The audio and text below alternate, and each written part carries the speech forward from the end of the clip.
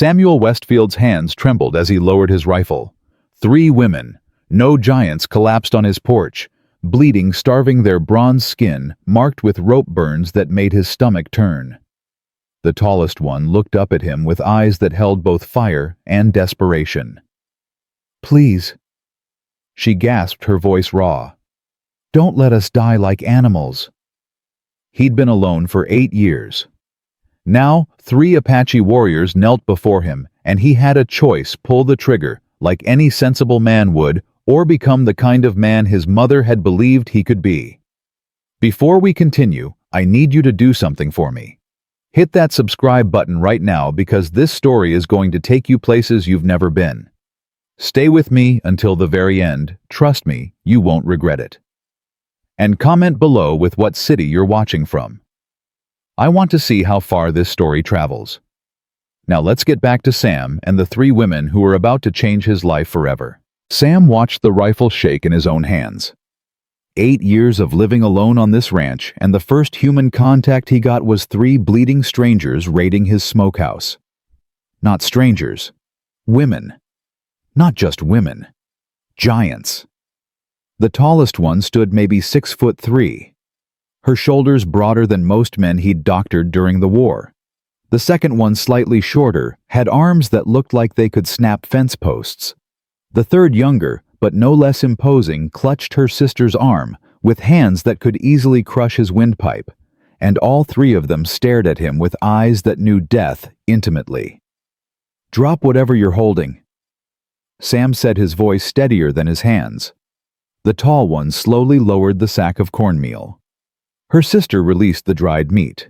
The youngest just stood there, swaying slightly, blood dripping from a gash on her forehead. "We mean no harm," the tall one said. Her English was perfect, which surprised him. "We're just hungry." Sam's eyes traveled down to their wrists. Rope burns deep enough to show white scar tissue beneath the raw flesh. Recent enough to still be bleeding in places. Escaped slaves. Had to be. His mother's voice echoed in his memory. "Some secrets keep you alive, Samuel. And some silences make you just as guilty as the men holding the whips." He lowered the rifle. "There's beans on the stove," he heard himself say. "And coffee." The 3 women didn't move. They just stared at him like he'd spoken in tongues. You're inviting us inside?" the tall one asked. "Didn't stutter, did I?" "White men don't invite Apache women anywhere except jail cells." "Then it's a good thing I'm only half white." That got their attention. The tall one's eyes narrowed, studying his face with new intensity. Sam felt her gaze travel over his features, the dark hair, the angular cheekbones, the eyes that his father had always said looked like the forest after rain. "Cherokee?" she asked. "My mother was. Never knew her people, though. She died when I was young." Something shifted in the woman's expression. Not quite trust, but maybe the possibility of it. "I'm Adsila," she said finally. "These are my sisters, Takala and Hania." "Sam Westfield. And those wounds need cleaning before infection sets in." They followed him inside, moving like wild animals entering a trap alert, ready to bolt at the first sign of danger. Sam kept his movements slow and deliberate as he ladled beans into tin bowls. Adsila took the first bite. Her eyes closed and something like pain crossed her face. "When's the last time you ate?" Sam asked. 4 days, maybe 5. She swallowed hard. "We had to keep moving." Takala, the middle sister, spoke for the first time. Her voice was softer than Adsila's, almost musical. "The men who held us, they're still hunting." Sam's jaw tightened. "What men?" "Does it matter?" Adsila shot back. "White men. Men who think they can own human beings. Men who—" She stopped abruptly, her hand going to her sister Hania's shoulder. The youngest one had started shaking, her eyes distant. "Easy, little hawk," Adsila murmured in what Sam assumed was Cherokee. "You're safe now." But Hania didn't look safe. She looked like she was somewhere else entirely, somewhere terrible. She hasn't spoken since they took her, Takala explained quietly. 3 months of... They broke something inside her. Sam set down his coffee cup with more force than intended. I've got medical supplies. Let me tend those wounds. Why? Adsila demanded. Why help us? Because I'm a doctor. Was anyway. And because... He paused, choosing his words carefully. Because my mother spent her whole life hiding what she was. Told me it was safer to pretend. But I saw what that pretending cost her. The fear, the shame. She died thinking she had to apologize for existing. He met Adsila's eyes directly. I won't be the kind of man who makes women feel that way. They let him tend their wounds after that. Sam worked in silence, cleaning the rope burns with boiled water and whiskey. Adsila didn't flinch, even when he knew the antiseptic must have burned like hellfire. Takala watched him with those unnervingly perceptive eyes, like she could see straight through to his bones. And Hania. Hania just stared at the wall present, but not present. These need wrapping, Sam said, reaching for the bandage rolls. And you need rest. Real rest, not sleeping with one eye open. We can't stay, Adsila said. The men who... I know, but you can't run forever either. Not in your condition. Our condition.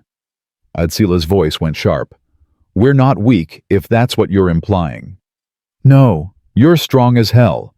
But strength doesn't matter when you're running on empty. He tied off the bandage on her wrist with practiced efficiency. Your youngest sister is in shock. The middle one's got a fever starting, I can see it in her eyes. And you've got at least 2 cracked ribs I haven't even touched yet, because I figured you'd punch me if I tried. Adsila blinked. How did you... Civil War medic. I can read bodies the way some men read books. He sat back on his heels. You need 3 days minimum. Food, rest, healing. Then you can decide where to go. And what do you want in return? Adsila's hand moved subtly toward the knife at her belt. Sam held up his hands. Nothing. Just... Don't bleed on my floors. They're hard to clean. For the first time since they'd met, Adsila smiled. It was small, barely there, but real. You're either the kindest man I've ever met, she said, or the stupidest. Probably both. That first night, Sam gave them his bedroom and slept on the floor of the main room with his rifle across his chest. Not because he didn't trust them well, maybe a little, but because he didn't trust whoever was hunting them. Around midnight, he woke to the sound of crying. Not loud, barely audible actually, but in the crushing silence of the desert night it carried. Sam moved quietly to the bedroom door. Through the gap he could see Hania curled into herself, her body shaking with silent sobs. Adsila held her rocking, slightly murmuring words Sam couldn't understand, but recognized as comfort. Takala sat apart, her face tilted toward the window, tears streaming down her cheeks in silver tracks. Sam backed away slowly. Some griefs weren't meant to be witnessed.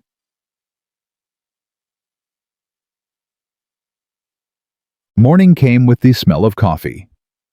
Sam woke to find Adsila already up working the coffee pot over his stove like she'd done it 1,000 times. She'd braided her long black hair, and in the early light, he could see just how striking she was. Not beautiful in the delicate way society valued, but powerful. Magnificent. You didn't have to, he started. I don't like being useless, she cut him off. And your coffee yesterday was terrible. It was not. It tasted like dirt mixed with despair. Sam found himself laughing. Actually laughing for the first time in... God, how long had it been? Fair enough, he conceded. What's your secret? Respect the bean. And don't overboil it like some kind of barbarian. They fell into an easy rhythm, Sam making breakfast while Adsila fixed the coffee. Neither of them mentioning the crying he'd heard last night. When her sisters emerged, Takala looked feverish but determined, and Hania. Hania's eyes were less distant than before, Eat, Adsila commanded, setting plates before them. We need strength. For running, Sam asked. For whatever comes.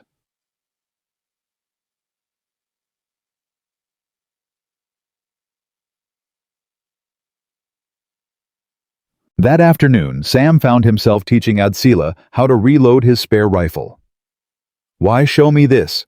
She asked, her large hands surprisingly deft as she handled the weapon.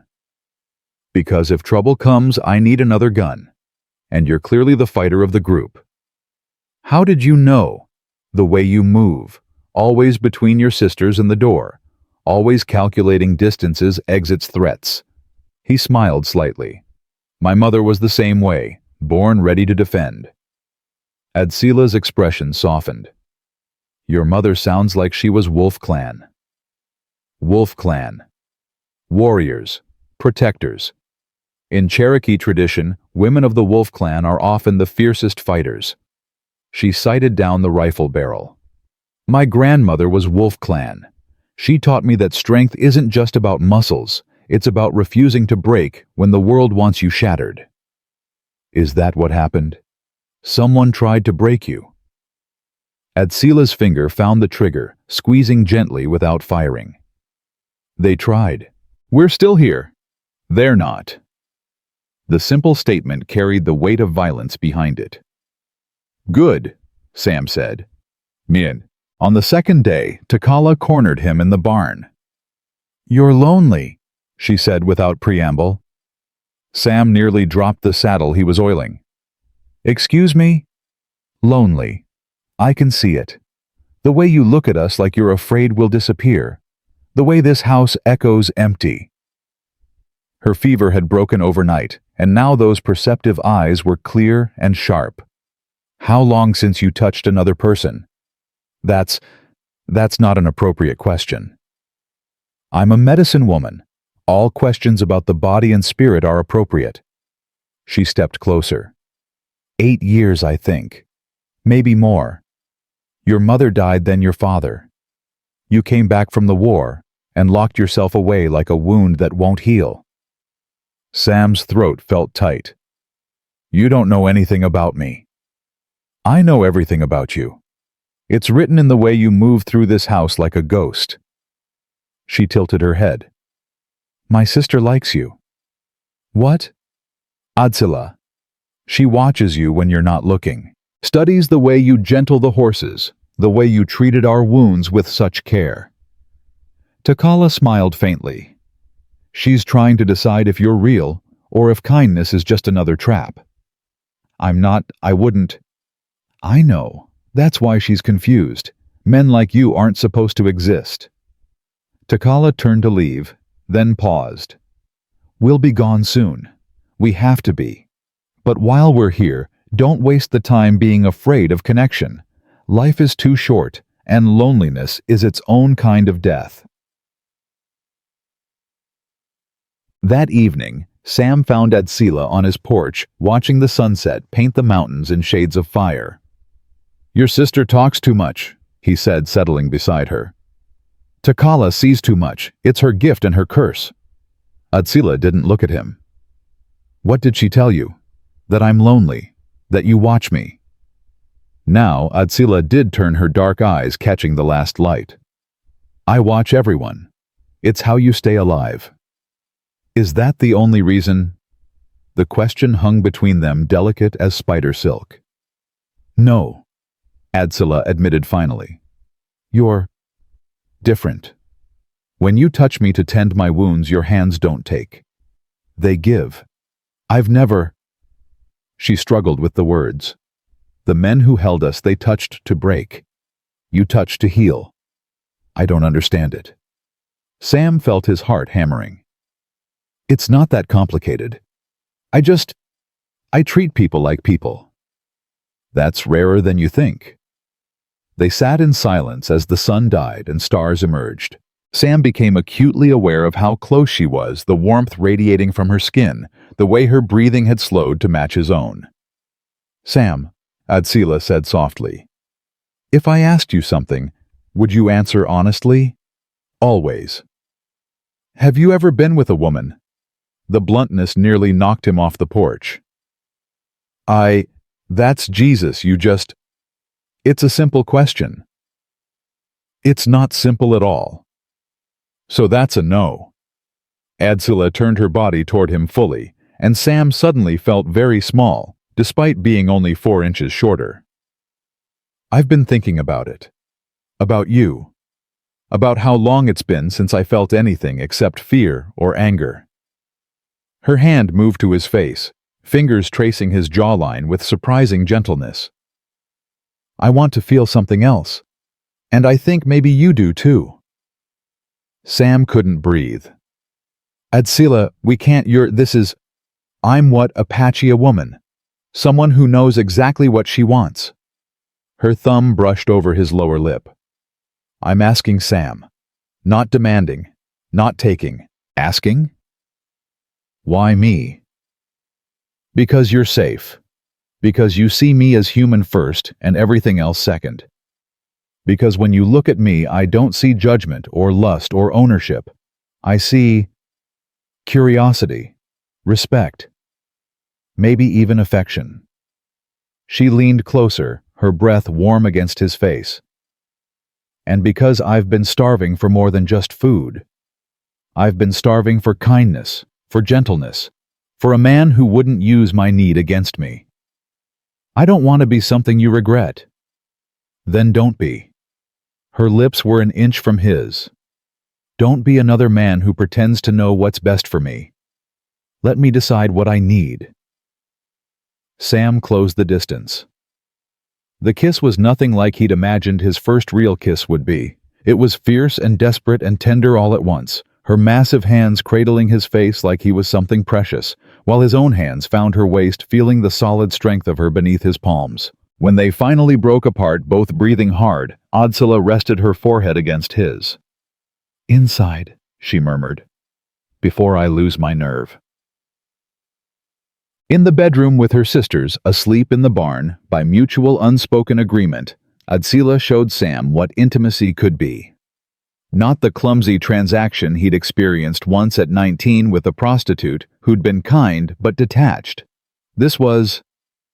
God, he didn't have words for what this was. Adsila guided him with patience and directness, showing him where to touch, how to listen to her breathing, when to be gentle, and when to be firmer. She never once made him feel inadequate or foolish, even when his inexperience showed. You're thinking too much, she whispered against his neck. Stop performing. Just feel. So he did.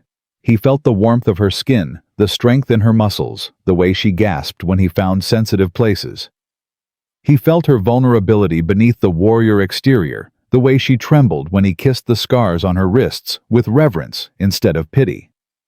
I'm not made of glass, she said at one point. I know, but you've been treated like you're made of nothing.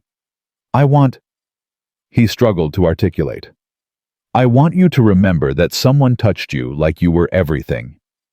Adsila's eyes filled with tears. Damn you, she whispered.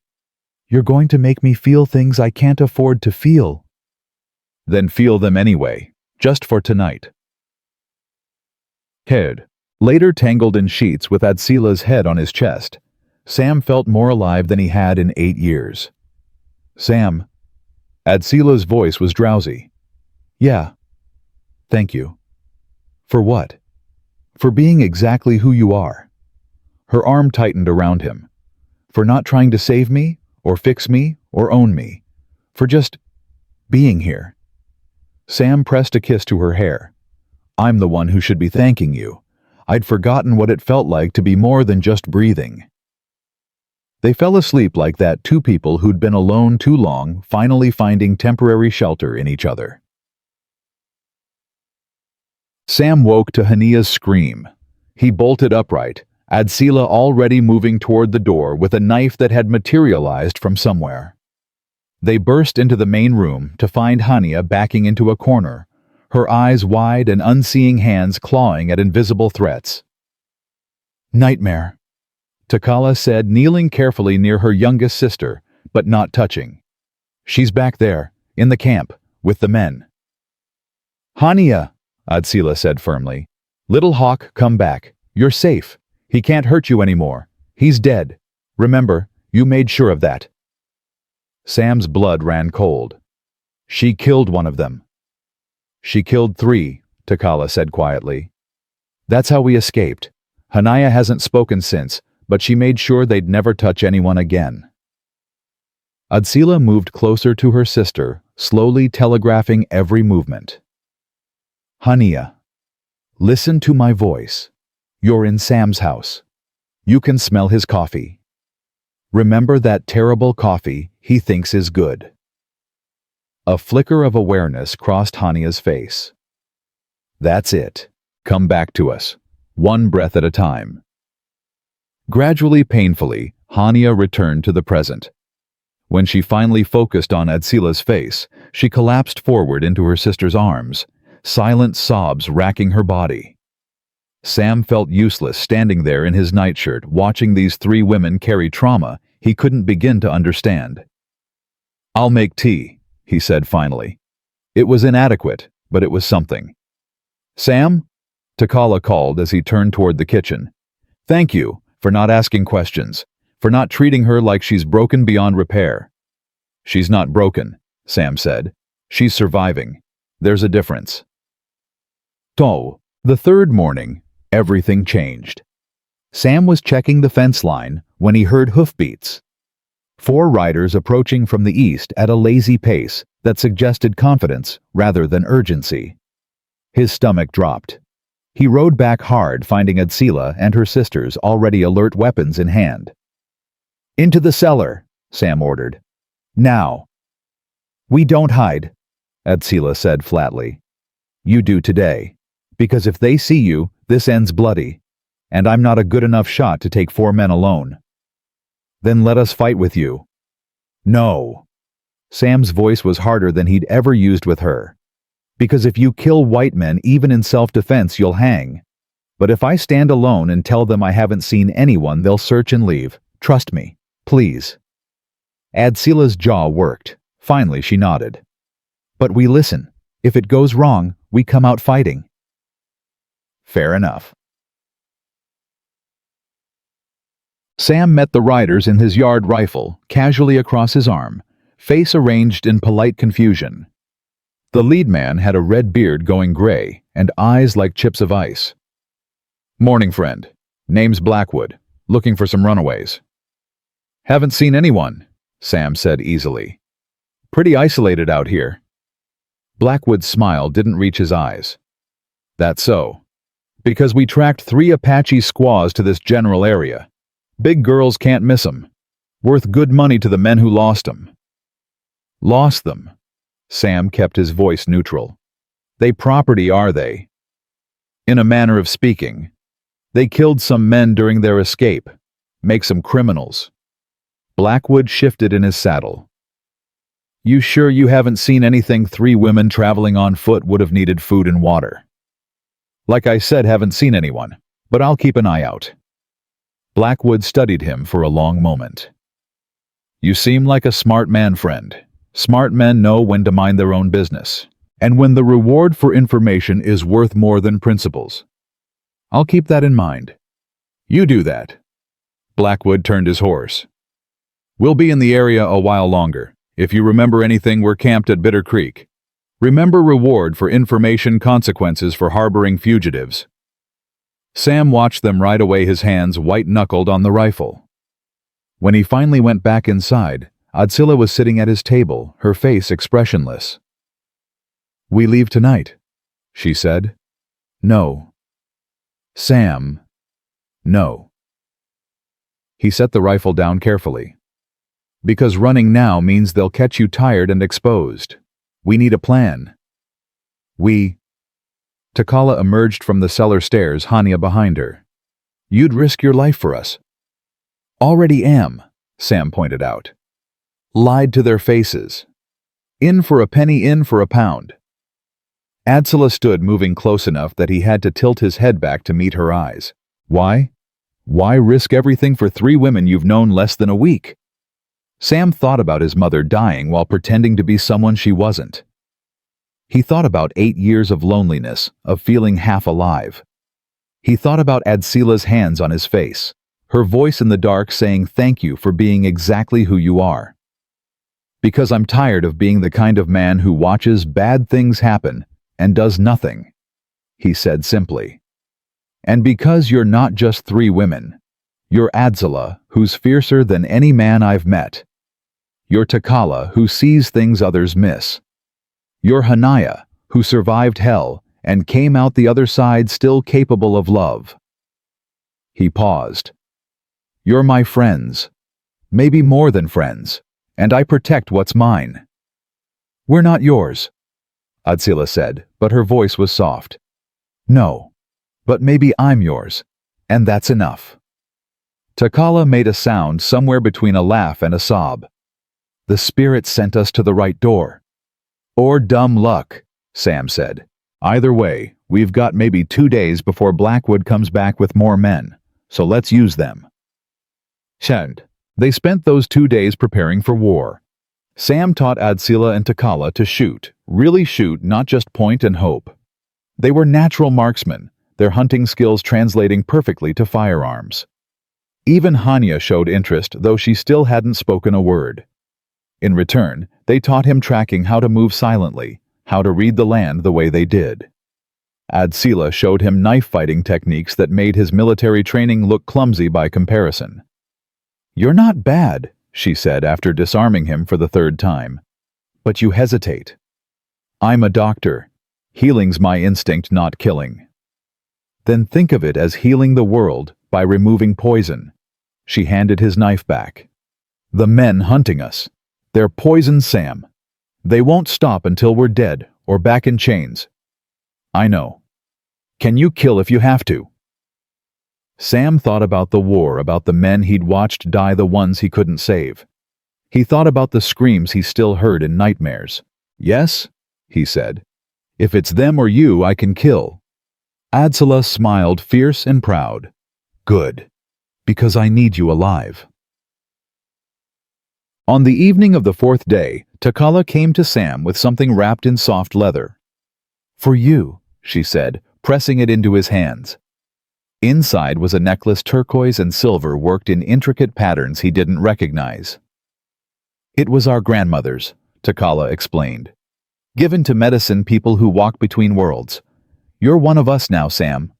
This marks you as bridgewalker, Cherokee and white healer and warrior alone, but choosing connection. Sam's throat felt tight. I can't accept this. It's already yours, the moment you chose us over safety. She smiled. Besides, Adsila would want you to have it, even if she's too stubborn to say so herself. Speaking of Adsila, Sam hesitated. What happened between us? Do you approve? Takala laughed. Sam, my sister hasn't smiled in months. You make her remember she's more than just a survivor, more than a weapon. You make her feel human again. Her expression turned serious. We don't have marriage customs like whites do. Among our people, a woman chooses her man, and that's that. Adsila chose you. The only question is whether you choose her back. I do, Sam said without hesitation. But after this is over, when she's safe, she might realize that you're inconvenient, poor mixed blood. Takala shook her head. The only thing she'll realize is that you're the first man who ever saw her as an equal. That's rarer than gold, Sam. Don't waste it on doubt. That night, lying tangled with Adsila again, Sam traced the scars on her back marks from a whip old and silvered with time. Who did this? He asked quietly. My first captor, 3 years ago, before Blackwood. Adsila's voice was flat, distant. Missionary school. They called it civilizing the savage. Mostly it was just beating the Indian out of us. Jesus. I killed him when I was 16, hit him with a rock until his head caved in, then ran. She turned to face Sam. That's who I am, not just a survivor, a killer. Does that change things? Sam pressed his lips to her forehead. No, it makes me want to resurrect him so I can kill him again myself. Adsila's laugh was broken beautiful. You're a terrible doctor, supposed to save lives. Some lives aren't worth saving. Some deaths are mercy for the world. She kissed him, then deep and desperate, and they lost themselves in each other again. Afterward, she whispered against his chest, "When this is over, assuming we live, will you come with us?" "Where?" "I don't know. Somewhere safe. Somewhere we can just be." Her voice cracked slightly. "I'm so tired of running, Sam. So tired of being afraid. But I'm more afraid of losing this. Losing you." "You won't lose me, I promise." It was a promise he hoped he could keep. The promise lasted exactly 12 hours. Sam woke to the sound of breaking glass. He rolled out of bed, grabbing his rifle in one motion, Adsila already on her feet beside him with a knife in each hand. "How many?"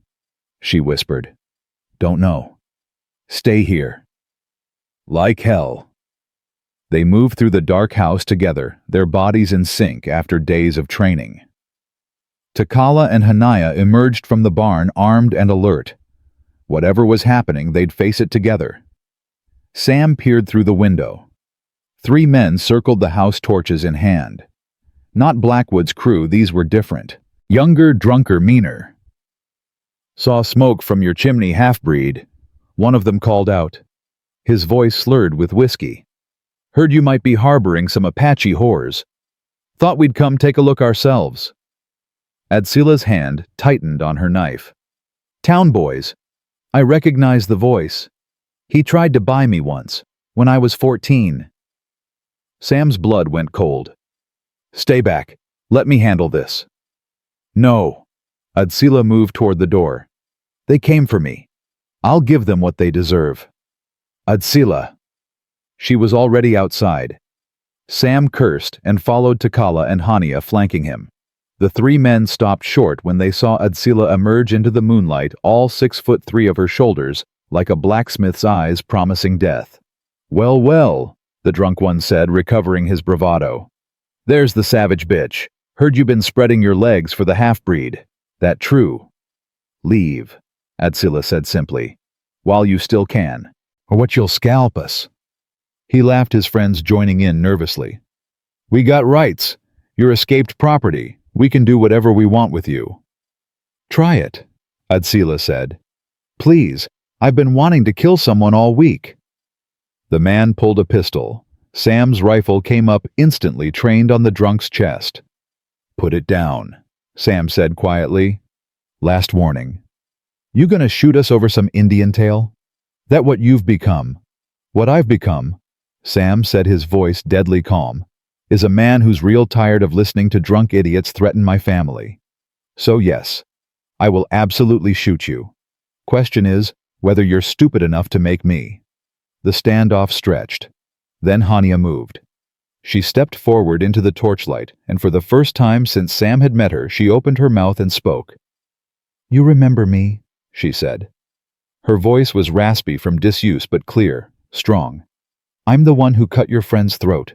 The one who made him choke on his own blood while he begged for mercy I didn't have." The drunk's face went pale. You're the quiet one. The crazy one." "Not crazy," Hania corrected. "Just tired of men like you thinking you can take whatever you want."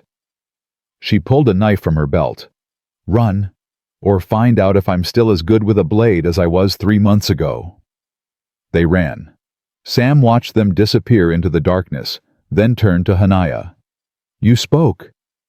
"Seemed like the time," Hania said simply. Then she smiled, small and fierce. "Besides, someone needed to shut that bastard up." Adsila pulled her youngest sister into a crushing hug. Little Hawk found her voice. "Found it buried under rage," Hania replied.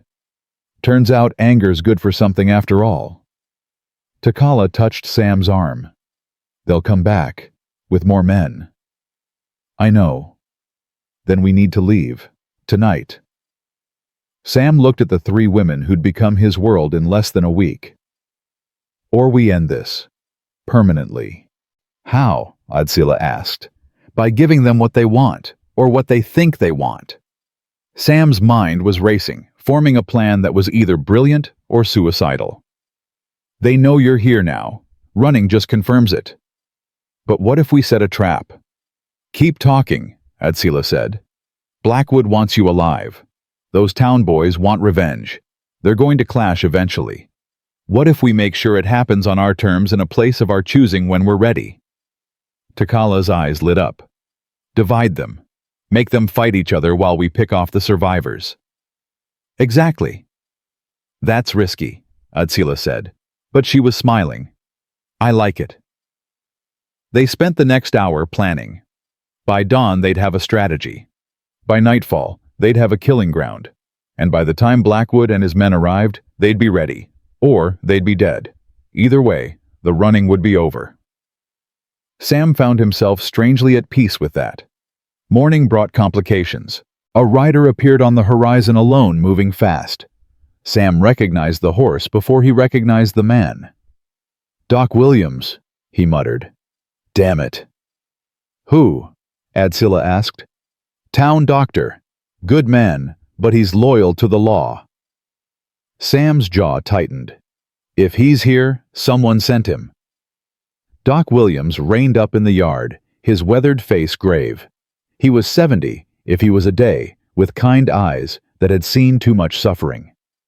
Sam, he said, dismounting stiffly. Need to talk to you, alone. Anything you say to me, you can say in front of them. Williams' gaze traveled over Adsila, Takala, and Hania. His expression didn't change, but Sam saw recognition flicker. So it's true. You're harboring the fugitives. I'm giving shelter to 3 women who were kidnapped and tortured. There's a difference. Not in the eyes of the law. Then the law's wrong. Williams sighed, removing his hat. Sam, I taught you medicine. I know your heart. But this, you're throwing your life away. Blackwood's got connections. Territorial Marshal mining companies, men with power. They'll hang you for this. Let them try. And these women, you think they'll let them live. They'll make examples of all of you. Williams stepped closer, lowering his voice. I'm here as a friend. Leave with me now. I'll say I found you alone, that the women moved on. You can still walk away from this. And abandon them. Save yourself, boy. That's not abandonment. That's survival. Sam looked at Adsila. She stood perfectly still, face unreadable, waiting for his decision. Not pleading, not demanding. Just waiting, trusting him to choose. I appreciate you riding out here, Doc, Sam said finally. But I'm staying. These women are under my protection. Anyone who wants them goes through me first. Williams studied him for a long moment. Then he did something unexpected.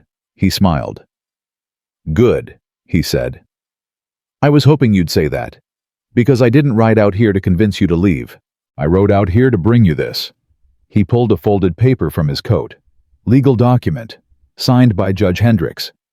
States that these 3 women are under protective custody, pending investigation of kidnapping and assault charges against one Rufus Blackwood and associates. Sam's mouth fell open. You... what?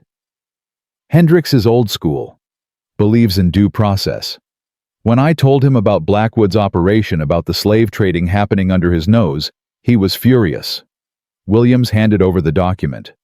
This gives you legal grounds to hold these women as witnesses. Anyone who tries to take them by force is interfering with a judicial investigation. Why would you do this? Adsila asked. Williams looked at her directly. Because I delivered a Cherokee baby 30 years ago. Beautiful little boy born to a woman who'd been raped by a white trader. She begged me to kill the child. Said no half-breed baby could survive in this world. He paused. I told her love could make anything survive. That boy grew up to be one of the best medics I ever trained. Proved me right. He nodded to Sam. I owe your mother's people a debt. This is me paying it. Sam felt his throat close up. Doc, I don't know what to say. Don't say anything. Just stay alive long enough for this to matter. Williams mounted his horse. Blackwood will be here within 2 days. He's gathering more men. You need to be ready. We will be. I hope so. Williams turned his horse, then paused. Sam, your mother would be proud. What you're doing here, standing up when it's easier to hide. That's the Cherokee in you. He rode off, leaving Sam holding a piece of paper that might save their lives or might just be kindling when the shooting started. "What does it say?" Takala asked. Sam scanned the document, his medic's training making him read fast. "It's real. Legal protection. At least on paper." "Will it work?" Hania asked. "Against the law, maybe. Against Blackwood." Sam looked at the three women. "Not a chance. He didn't get this far by respecting papers." "Then we prepare for war," Adsila said, "with or without legal protection." They spent the day fortifying the ranch.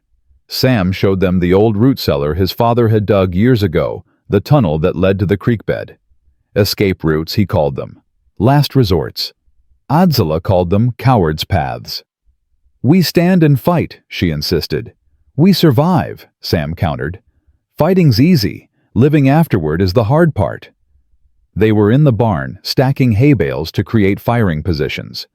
Adsila worked with fierce intensity, her muscles rippling under her cotton shirt. Sam found himself staring, remembering those muscles pressed against him, the way she'd gasped his name in the dark. "You're thinking about sex," Adsila said without looking up. Sam nearly dropped the bale he was carrying. "I'm not. How did you—" "Your breathing changes, gets shallow, and you get this look." She glanced at him, smirking. "Like you're hungry, but don't know what for." "That's not. I was just—" She crossed to him in 3 strides, backing him against the barn wall. "We might die in 2 days. You really want to spend our last hours lying about what you want?" "No," Sam admitted. "But we should be preparing, not—" "We are preparing. For death, for loss, for everything being taken away again." Her hand cupped his face. "So I'm taking something now. While I still can. While you're still mine." They came together with desperate urgency, all pretense gone. In the hayloft, hidden from the world, they reminded each other what it felt like to be alive. To be wanted. To be more than just survivors marking time until the next tragedy. Afterward, lying tangled together, Adsila traced the scars on Sam's chest, old wounds from the war. "Tell me about them," she said. "Gettysburg. Shrapnel from a cannon blast. I was 23, stupid enough to think I was invincible." Sam's voice went distant. "Killed the man next to me. Left me with these." He touched the twisted scars. "Reminder that death doesn't care about fair." "Do they hurt?" "Only when it rains, or when I remember." He looked at her. "You." Adsila rolled over, showing him her back. Sam had seen the scars before, but never asked. Now she was ready to tell. Missionary school. Father Marcus believed in beating the savage out. 20 lashes for speaking Cherokee, 30 for fighting back, 50 for trying to escape. Her voice was eerily calm. "I tried to escape 6 times before I finally succeeded." Sam did the math. 300 lashes. Jesus Christ. "How old were you?" "Started at 8, ended at 16, the day I killed him." "You said you hit him with a rock." "I lied." Adsila turned to face him. "I beat him with the same whip he used on me. Counted every lash. Made it to 300 before he stopped breathing." Her eyes were dry hard. "Then I burned the school down with him inside it." Sam should have been horrified, should have pulled away from this woman who'd committed murder and arson without regret. Instead, he kissed her scars, every single one he could reach. "Good," he whispered against her skin. "I hope he suffered." Adsila's breath hitched. "You're supposed to be a healer, supposed to value life. I value the right lives. Yours, your sisters, people who've earned the air they breathe." He turned her to face him. "Monsters don't count." She kissed him then, fierce and claiming, and they lost themselves again in the temporary forgetting that bodies could provide. Outside, the sun began its descent. Time was running out. That evening they gathered around Sam's table for what might be their last meal together. Takala had cooked venison stew using herbs from Sam's garden, and the smell filled the small house with something close to normalcy. "Tell me about your grandmother," Sam said to Takala, "the one who gave me the necklace." Takala smiled rare and beautiful. "Ayita, first to dance. She was medicine woman for 3 clans. Could see the future in dreams, heal wounds that should have been fatal, speak to the spirits like they were old friends." "Sounds like you," Hania observed. It was still strange hearing her voice after so long. "I have her gift, but not her strength. Not yet." Takala's eyes went distant. She knew things. About the ending of the old world, the coming of the new. She told me once that the future belonged to bridgewalkers, people who could move between worlds without losing themselves. "Like Sam," Adsila said softly. "Like all of us now." Takala looked at each of them in turn. "We're not Cherokee anymore. Not fully. But we're not white either. We're something new. Something that scares both worlds because we don't fit the stories they tell themselves." "What story are we then?" Sam asked. "The one where love matters more than blood. Where chosen family is stronger than born family. Where 3 women and 1 man decide that living free for 1 day is worth more than surviving as slaves for a lifetime." Takala reached across the table, taking Sam's hand and Adsila's. "We're the story that ends with everyone dead or everyone saved. No middle ground."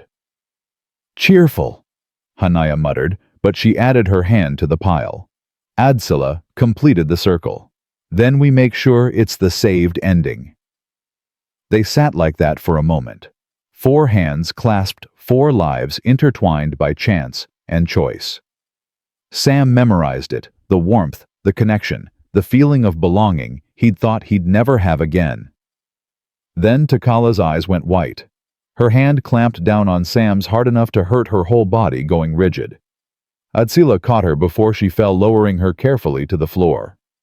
"Seizure," Sam asked, his medic training kicking in. "Vision," Adsila corrected. "Don't touch her. Just wait." Takala's lips moved, words spilling out in Cherokee too fast for Sam to follow. Her eyes stayed rolled back, unseeing, while her body trembled. After what felt like hours but was probably 30 seconds, she gasped and came back. Her eyes focused on Sam's face. "Blood," she whispered. "So much blood. The creek runs red. 3 men die screaming. 1 woman falls." Her hand tightened on his. "And you make a choice. Save the one you love or save them all. You can't do both." "What does that mean?" Sam asked. "I don't know. The visions never make sense until they're happening." Takala sat up slowly, Adsila supporting her. "But it's close. Tomorrow. Maybe the day after. Death is coming and it's hungry." "Then we feed it," Adsila said grimly. "Just not with us." They finalized their plan that night. Sam's ranch sat in a natural bowl with the creek to the east and hills on 3 sides. Good defensive position if you knew how to use it. Death trap if you didn't. "We'll need them to come at us in stages," Sam said, sketching in the dirt. "First wave hits the front. We drive them back toward the creek. Second wave tries to flank from the hills. That's where you 3 will be." He marked positions. "Crossfire. Catch them in the open." "And you?" Adsila asked. "I'll be in the house. Visible target. Make them think I'm alone." "Absolutely not," Adsila said flatly. "You're not using yourself as bait. Someone has to, and I'm the one they'll underestimate. Or the one they'll shoot first." "Adsila's right," Takala interjected. "If you die, we lose our legal protection. We become fugitives again." "Then I won't die," Sam said simply. "Not until this is finished." They argued for another hour before settling on a compromise. Sam would be visible, but not alone. Hania would stay in the house with him, her smaller size making her easier to hide. Adsila and Takala would take the high ground. "I don't like splitting up," Adsila said. "Neither do I. But we need every advantage." Sam touched her face. "Trust me. With my life, Just don't make me regret it." They spent the night making love like it might be their last time, which it very well could be. Sam memorized every inch of Adsila, every sound she made, every way her body responded to his touch. "If I die tomorrow," Adsila whispered against his neck, "know that you gave me something I thought I'd lost forever." What's that? Hope. The belief that good men still exist, that I could be more than just a weapon or a victim. She pulled back to look at him. "You made me feel human again, Sam. That's worth dying for." "Don't talk like that." "Why not? It's true. And if these are our last hours, I want them filled with truth." She kissed him slowly, deeply. "I love you." There. I said it. Even though I swore I'd never love anyone. Even though it's insane after less than a week. I love you. Sam's heart felt too large for his chest. I love you too. And we're not dying tomorrow. We're going to win, and then we're going to have a long, boring life together where the most exciting thing is deciding what to have for dinner. Adsila laughed, the sound breaking into something like a sob. Promise me. I promise. It was a lie, and they both knew it. But sometimes lies were the only comfort available. Dawn came too fast. Sam woke to Takala shaking his shoulder, her face pale. They're here. Earlier than we thought. He was up and dressed in seconds, Adsila right behind him. They moved to the window and saw them at least 20 riders, maybe more, spread out in a loose semicircle around the ranch. That's more than Blackwood had, Sam said. He recruited, Adsila said grimly. Promised them rewards probably, or just appealed to their hatred. In the center of the group, Rufus Blackwood sat on a massive black horse. Even from a distance, his red beard was unmistakable. He raised a hand, and the riders stopped. Sam Westfield, Blackwood called out. His voice carried clearly in the morning stillness. I'm here under authority of the territorial marshal. Release the fugitives and surrender yourself for harboring criminals. Do this peacefully, and no one needs to get hurt. Sam stepped onto the porch, the legal document Doc Williams had brought held high. These women are under protective custody of Judge Hendricks. You want them, you go through proper legal channels. Blackwood laughed. That piece of paper means nothing out here, boy. This is wild country. Only law that matters is the law of force. He gestured to his men. I've got 20 guns, says those women belong to me. What have you got? Principle, Sam said, and the willingness to die for it. Then you're a fool. Blackwood's hand moved toward his pistol. Last chance. Hand them over. Sam's response was to cock his rifle. The sound carried like a thunderclap in the silence. Behind him, he felt rather than saw Adsila, Takala, and Hania move into position. 4 against 20. Impossible odds. But they'd faced impossible before. Come and take them, Sam said quietly. Blackwood smiled. With pleasure. The battle began with a roar of gunfire that shattered the morning peace. Sam dove behind a water trough as bullets tore through the porch railing. Hania was already firing from the window, her shots precise and deadly. 2 riders went down before the others scattered for cover. From the hills, Adsila and Takala opened up their crossfire, turning the ranch yard into a killing zone. 3 more men fell screaming, but there were too many. For every man, they dropped 2 more pushed forward. Sam fired methodically, aiming for center mass, like his military training taught him. A rider charging the house took a bullet in the chest and tumbled from his horse. Reloading! Hania called out. Sam provided covering fire while she worked. His rifle clicked empty. He dropped it, pulling his pistol, and kept shooting. A man made it to the porch. Sam shot him in the face at point-blank range. The body fell backward, crashing into another attacker. Sam shot that one too. They're flanking! Hania screamed. Sam spun to see riders circling toward the barn where Adsila and Takala were positioned. No, he breathed. He had to get to them. Had to. A bullet caught him in the shoulder, spinning him around. Sam hit the porch hard, his pistol skittering away. Above him, a rider loomed, pistol aimed at his head. "End of the line, half-breed," the man snarled. The shot never came. Instead, the man's head jerked backward, blood spraying. He toppled from his horse, and Sam saw Hania in the doorway, rifle smoking. "Get inside," she ordered, her voice cold and controlled. Sam scrambled to his feet, clutching his bleeding shoulder, and dove through the door. Hania slammed it shut behind him, dropping the crossbar. "How bad?" she asked. "Through and through. Missed the bone." Sam gritted his teeth against the pain. "I can still fight." "Then fight!" They did. For what felt like hours, but was probably 20 minutes, they held the house against wave after wave of attackers. Sam's shoulders screamed with every movement, blood soaking his shirt, but he kept firing. Kept fighting. Because stopping meant death. Outside, the gunfire from the hills continued. Adsila and Takala were still alive, still fighting.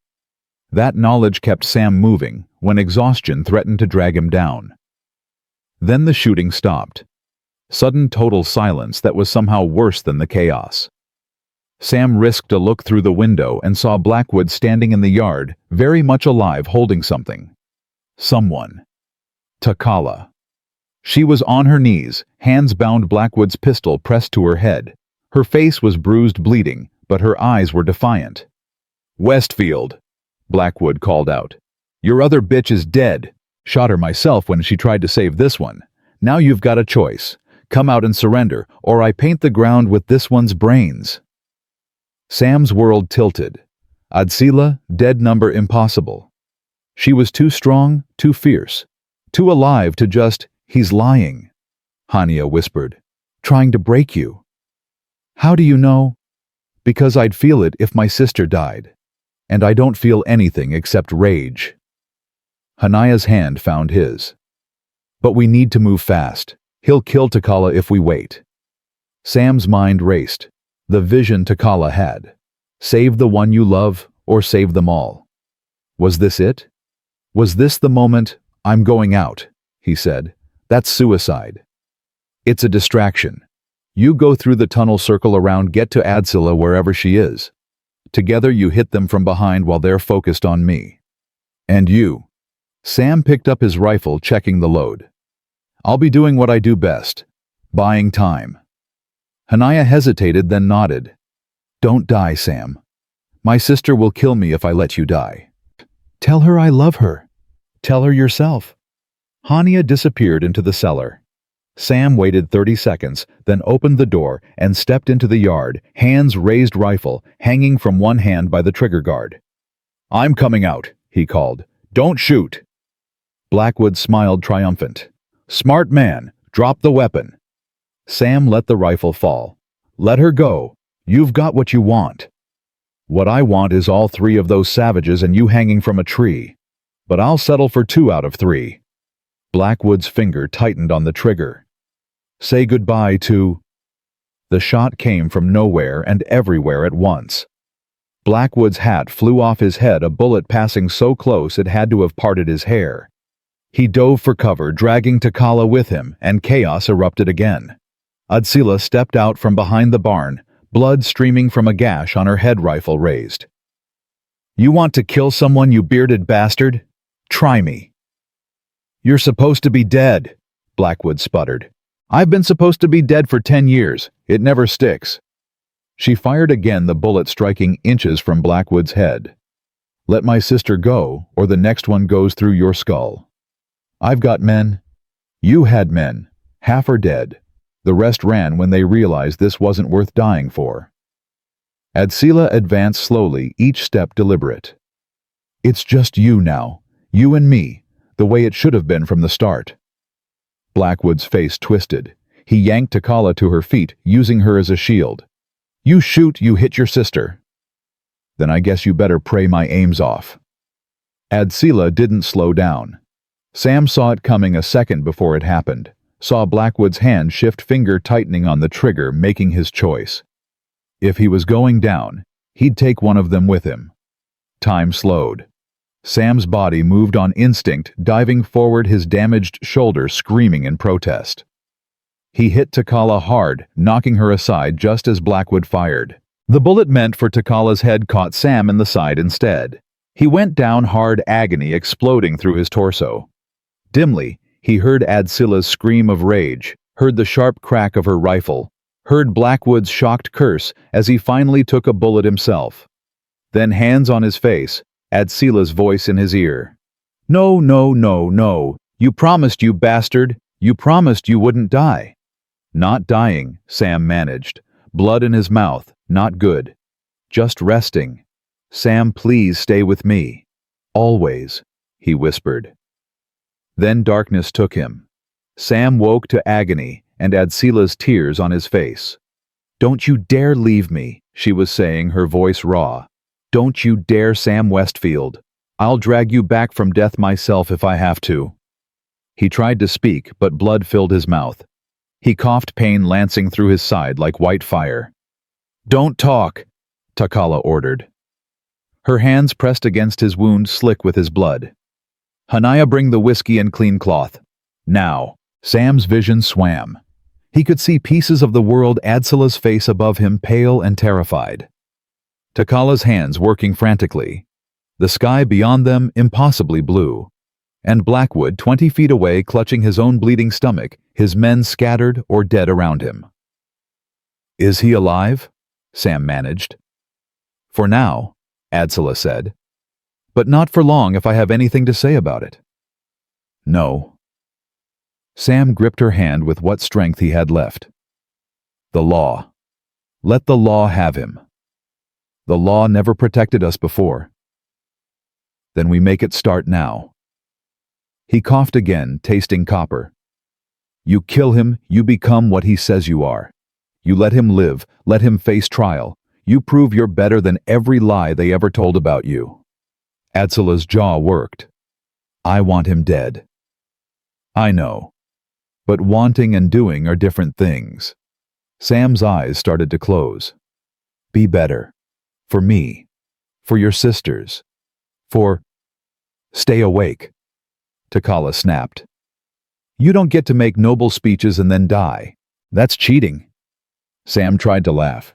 It came out as a wheeze. Hania arrived with supplies, her face grim. "How bad?" "Bad," Takala admitted. "Bullets still in there.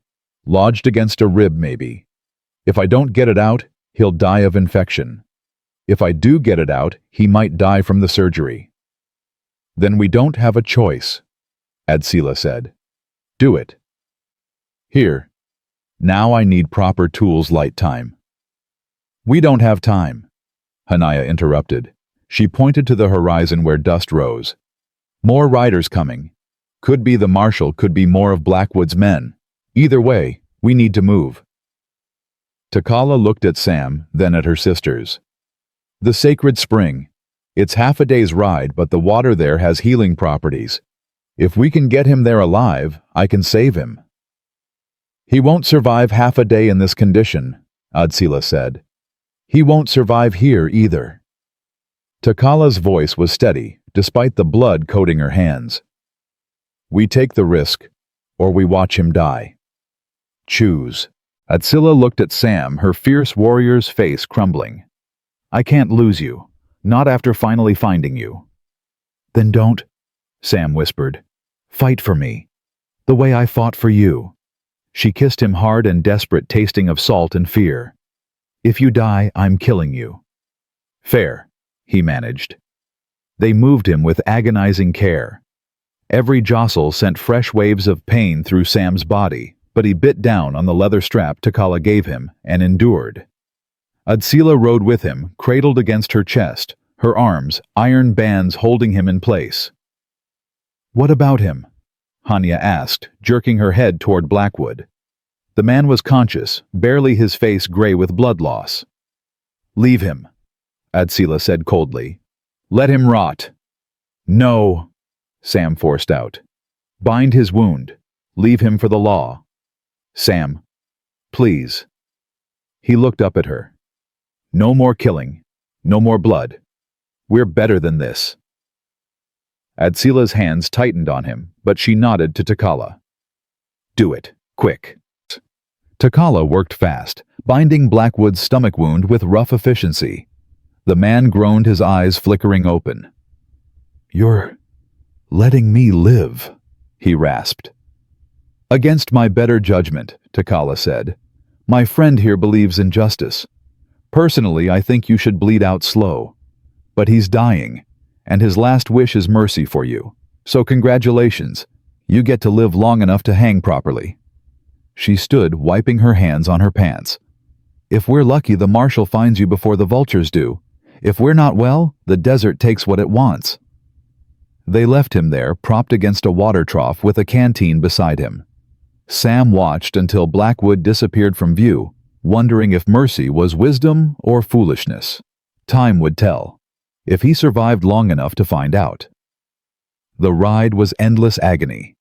Sam drifted in and out of consciousness, his world narrowing to pain, and Adsila's voice murmuring reassurances he couldn't quite hear. Once he surfaced enough to realize it was full dark stars wheeling overhead.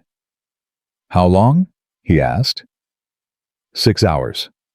Adsila answered. "We're close. Takala says another hour, maybe less." "Might not have another hour." "Then you better find one. Because I'm not explaining to anyone how I let you die after everything." Sam tried to smile. "Bossy." "You love it." "I do." He coughed, tasting blood again. "Adsila, if I don't make it..." "Stop. If I don't, you need to know something." His hand found hers. "These have been the best days of my life. Every single one since you walked into my barn. You made me feel alive again. You made me feel like I mattered. You do matter, you stubborn fool. You matter to me." Her voice broke. "So you're going to live. You're going to survive this. And then you're going to marry me properly, and we're going to have a dozen babies, and you're going to grow old and cranky and complain about your aching bones." "Dozen babies," Sam managed. "Ambitious. I'm a woman who knows what she wants. And I want you. Alive. For a very long time." "Yes, ma'am," Sam whispered. Then the darkness took him again. He woke to the sound of running water and Takala's voice chanting in Cherokee. His body felt like it was on fire and drowning simultaneously. Every breath was a battle. "Where?" he started. "Sacred Spring," Hania said. She appeared in his limited vision, her face painted with concern.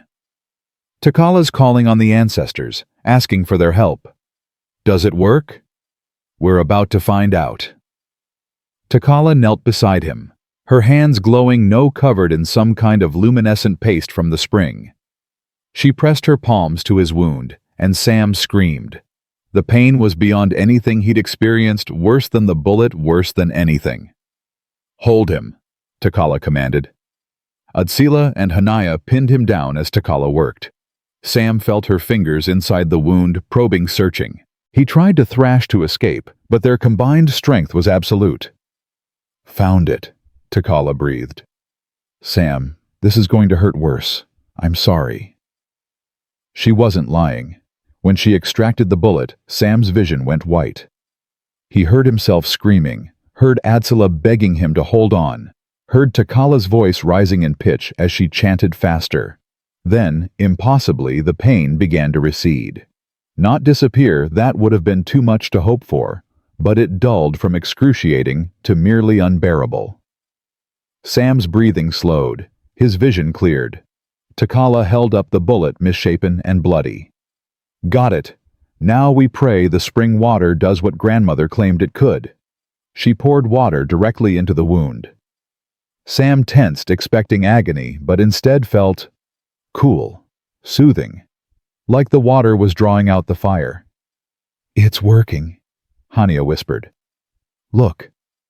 Sam couldn't see his own wound, but he saw the wonder on their faces, saw Takala's tears of relief, saw Adsila's fierce joy. "You're going to live," Adsila said, laughing and crying simultaneously. "You stubborn, beautiful fool, you're actually going to live." "Told you," Sam managed. "Too mean to die." She kissed him gentle this time, like he was fragile glass. Never scare me like that again. Can't promise that. You attract trouble. I am trouble. I know. It's one of your best qualities. They stayed at the sacred spring for 3 days while Sam healed. The water worked miracles, or maybe it was Takala's medicine, or maybe just sheer stubborn will. By the second day he could sit up. By the third he could walk with support. Shouldn't be possible, he said, examining the wound. It was closed pink, with new skin barely more than a scar. 2 weeks minimum for healing like this. Maybe a month. The spring has power, Takala said. Grandmother wasn't exaggerating. This place is sacred for a reason. Sam looked around at the hidden valley, the waterfall feeding the spring, the ancient trees that shouldn't exist in this climate. How many people know about this place? Our people. A few trusted others. And now you. Takala's expression was serious. Which means you can never speak of it. Not to anyone. Not even under torture. Wouldn't dream of it. I'm serious, Sam. This water, this place, it's the last secret we have. The last thing that's purely ours. She touched his healed wound gently. You're alive because we shared it with you. Don't make us regret that trust. I won't. I swear it. Adsila joined them carrying fish she'd caught in the spring. We need to talk about what happens next. We go back, Sam said. Face whatever's waiting. The marshal will be there. Maybe the judge. Definitely questions we can't answer without revealing this place. Then we lie. Say we went to a Cherokee medicine woman in the mountains. It's not far from the truth. And Blackwood. If he's alive, he faces trial. If he's dead, good riddance. Sam stood testing his weight. Shaky, but functional. Either way, we're not running anymore. We stand our ground. We use that legal document Doc Williams brought. We fight with law, not guns. The law has never protected us before, Hania said quietly. Then we make it start. By being the kind of people the law can't ignore. Upstanding. Respectable. Boring as hell. Sam looked at each of them. We prove we're not the savages they think we are. We build a life so solid they can't tear it down. Adsila crossed her arms. You're talking about staying. Permanently. I'm talking about making a stand. About not letting them win by driving us out. He took her hand. I'm talking about building something that lasts. With you. If you'll have me. Her expression softened. You already know my answer. Say it anyway. I like hearing it. Yes, you fool. Yes, I'll stay. Yes, I'll build a life with you. Yes to all of it. She pulled him close, careful of his wound. But if more men come shooting, I'm shooting back. Deal. Deal. They returned to the ranch on the 4th day to find Doc Williams waiting on the porch, a relieved smile splitting his weathered face. Thought you were dead, he said, embracing Sam carefully. Whole town's been talking about nothing else. The shootout at Westfield's ranch. Bodies everywhere. Blood in the creek. What happened to Blackwood? Sam asked. Marshall found him barely alive. Took him to town, patched him up enough to stand trial. William's eyes gleamed. He's singing like a canary. Named names, admitted to slave-trading, kidnapping, murder. Trying to cut a deal, but Judge Hendricks isn't having it. Says he'll hang within the month. Relief flooded through Sam. And us. Are we? Clear. Completely clear. Self-defense, protection of witnesses, everything above board. Williams looked at the 3 women. The judge wants statements from all of you, but he's prepared to offer full pardons for any previous incidents if you cooperate. Previous incidents. Adzila's voice was sharp. The men you killed escaping. Technically murder under territorial law, but Hendricks is willing to rule it justified, given the circumstances of your captivity. Williams pulled out papers. You'd have to testify against Blackwood. Tell everything. Can you do that? Adsila looked at her sisters. Takala nodded slowly. Hania's jaw set with determination. We can do that, Adsila said. If it means ending him for good, it will. I guarantee it. Williams turned to Sam. You're a hero in town, by the way. Half the people calling you brave, the other half calling you crazy. Either way, you're famous. I don't want fame. I want peace. Might not get it for a while. Newspaper men are sniffing around. Want to write stories about the half-breed rancher and his Apache wives. Wife, Sam corrected. Singular. And they're not Apache, they're Cherokee. Get your tribes right. Williams raised an eyebrow. Wife. You proposed. Going to. Officially. Soon as I can stand without my knees shaking. Sam Westfield romantic. Never thought I'd see the day. Williams grinned. Your mother would be proud. You know that, right? What you did here standing up when it mattered. That's the best of both your bloods. Sam felt his throat tighten. Thanks, Doc. That means more than you know. The trial took 2 weeks to organize. 2 weeks of Sam recovering fully of the sisters, giving depositions of the town, slowly adjusting to the idea of 3 Cherokee women living openly at the Westfield ranch. There were protests, angry letters, a few threats that Doc Williams intercepted before they reached Sam.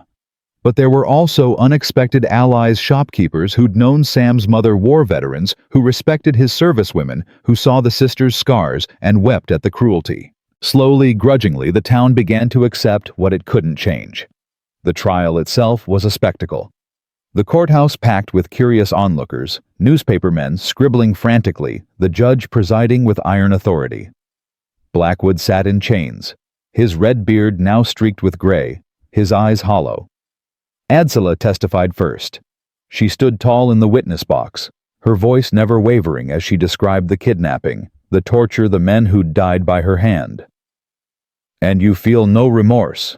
The prosecutor asked. None, Adsila said flatly. They were animals pretending to be men. The world's better without them. That's for God to judge, not you.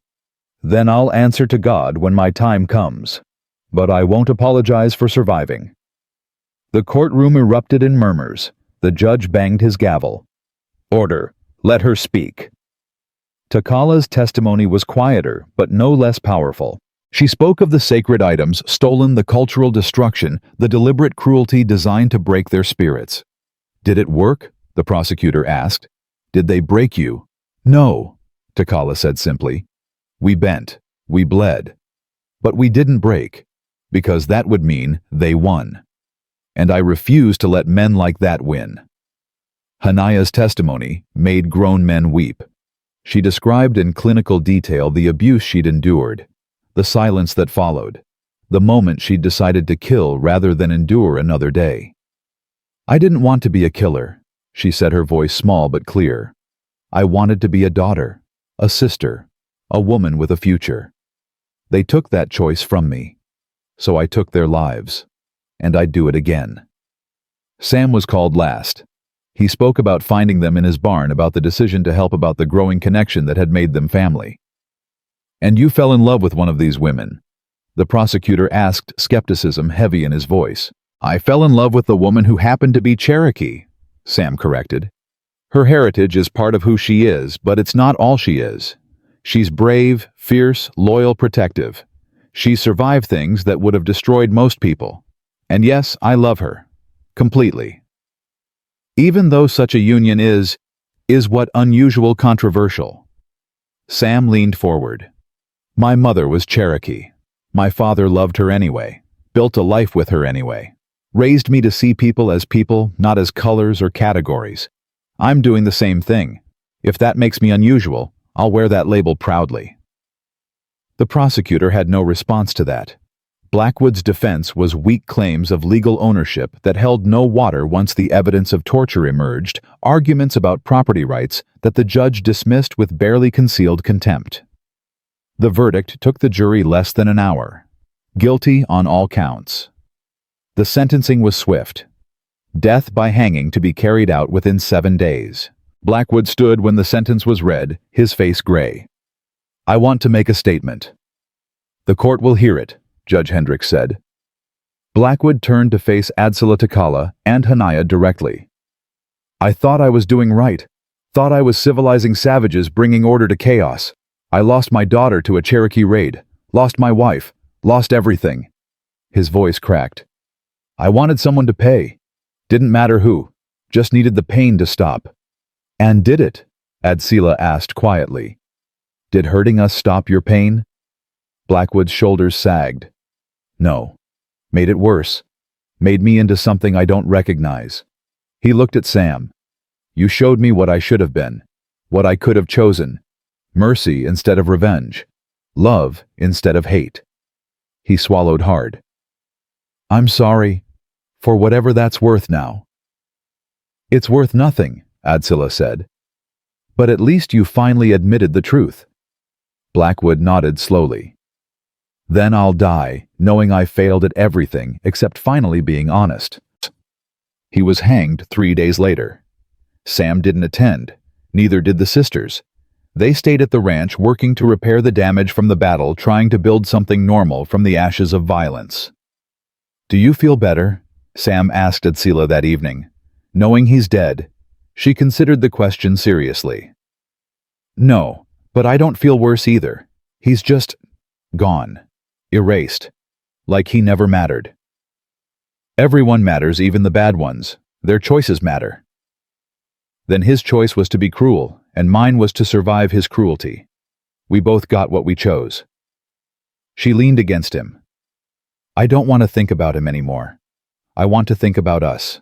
About what comes next. What does come next? You tell me. You're the one who promised me a boring life. Sam smiled. Well, first I need to properly propose. Can't have people calling you my wife if I haven't actually asked. Haven't you, though? Seems like I remember several proposals during gunfights and near-death experiences. Those don't count. I was delirious from blood loss. You were perfectly lucid. Adsila Crowfeather, will you marry me? Sam dropped to one knee, ignoring the protest from his healing wound. Will you let me love you for the rest of my life? Will you build this ranch with me? Raise children with me? Grow old and cranky with me? She looked down at him, her fierce warrior face soft with emotion. You forgot to mention the part where we fight off occasional raiders and deal with judgmental townspeople. That goes without saying. Then yes, obviously yes. Now get up before you tear something. He stood, pulling her into a kiss that tasted of hope and future and possibility. When they broke apart, Takala and Hania were watching from the porch, both crying openly. About time, Takala called. We were starting to think you'd never make it official. We have to plan a wedding now, Hania added, a proper one, with the whole town invited. The whole town, Sam repeated. That seems perfect. Adsila finished. We're not hiding anymore. We're not running. We're living openly, proudly. Let them all see what they tried to destroy and failed. Sam laughed. You're going to be a terrifying wife. You love it. I really do. They married 4 weeks later in a ceremony that blended Cherokee traditions with Christian ones presided over by Judge Hendricks himself. Half the town attended, curiosity overcoming prejudice. The other half stayed away, which was fine by everyone. Doc Williams stood as Sam's best man. Takala and Hania stood with Adsila. And when they exchanged vows, when Sam promised to honor and cherish this woman who'd walked into his life and changed everything, he meant every word with his whole heart. The celebration lasted until dawn. Music, dancing, food from both cultures mixing together. Sam watched Adsila laugh with townswomen who'd never spoken to a Cherokee before, watched barriers crumble in real time. You did it, Doc Williams said, appearing at his elbow. Changed minds, changed hearts. Your mother would be so proud. I didn't do it alone. No, but you started it. That courage to love openly, to stand firm, that came from you. Williams raised his glass. To Sam and Adsila Westfield. May their love be the bridge this territory needs. Sam drank to that. 3 months later, Takala confirmed what they'd all suspected. Adsila was pregnant. The news sent shockwaves through both the household and the town. A half-Cherokee, half-white baby. Living proof that two worlds could merge. Scared? Adsila asked Sam one night, as they lay tangled together, his hand on her still flat stomach. Terrified, he admitted. What do I know about being a father? Same as what you knew about being a husband. Nothing. And look how well that turned out. You're not concerned about what people will say, what our child will face. Adsila's hand covered his. Our child will be loved, fiercely, completely, without reservation. They'll be raised knowing both their heritages, both their histories. They'll be strong because they'll have to be, but they'll never doubt they're wanted. Promise. Promise.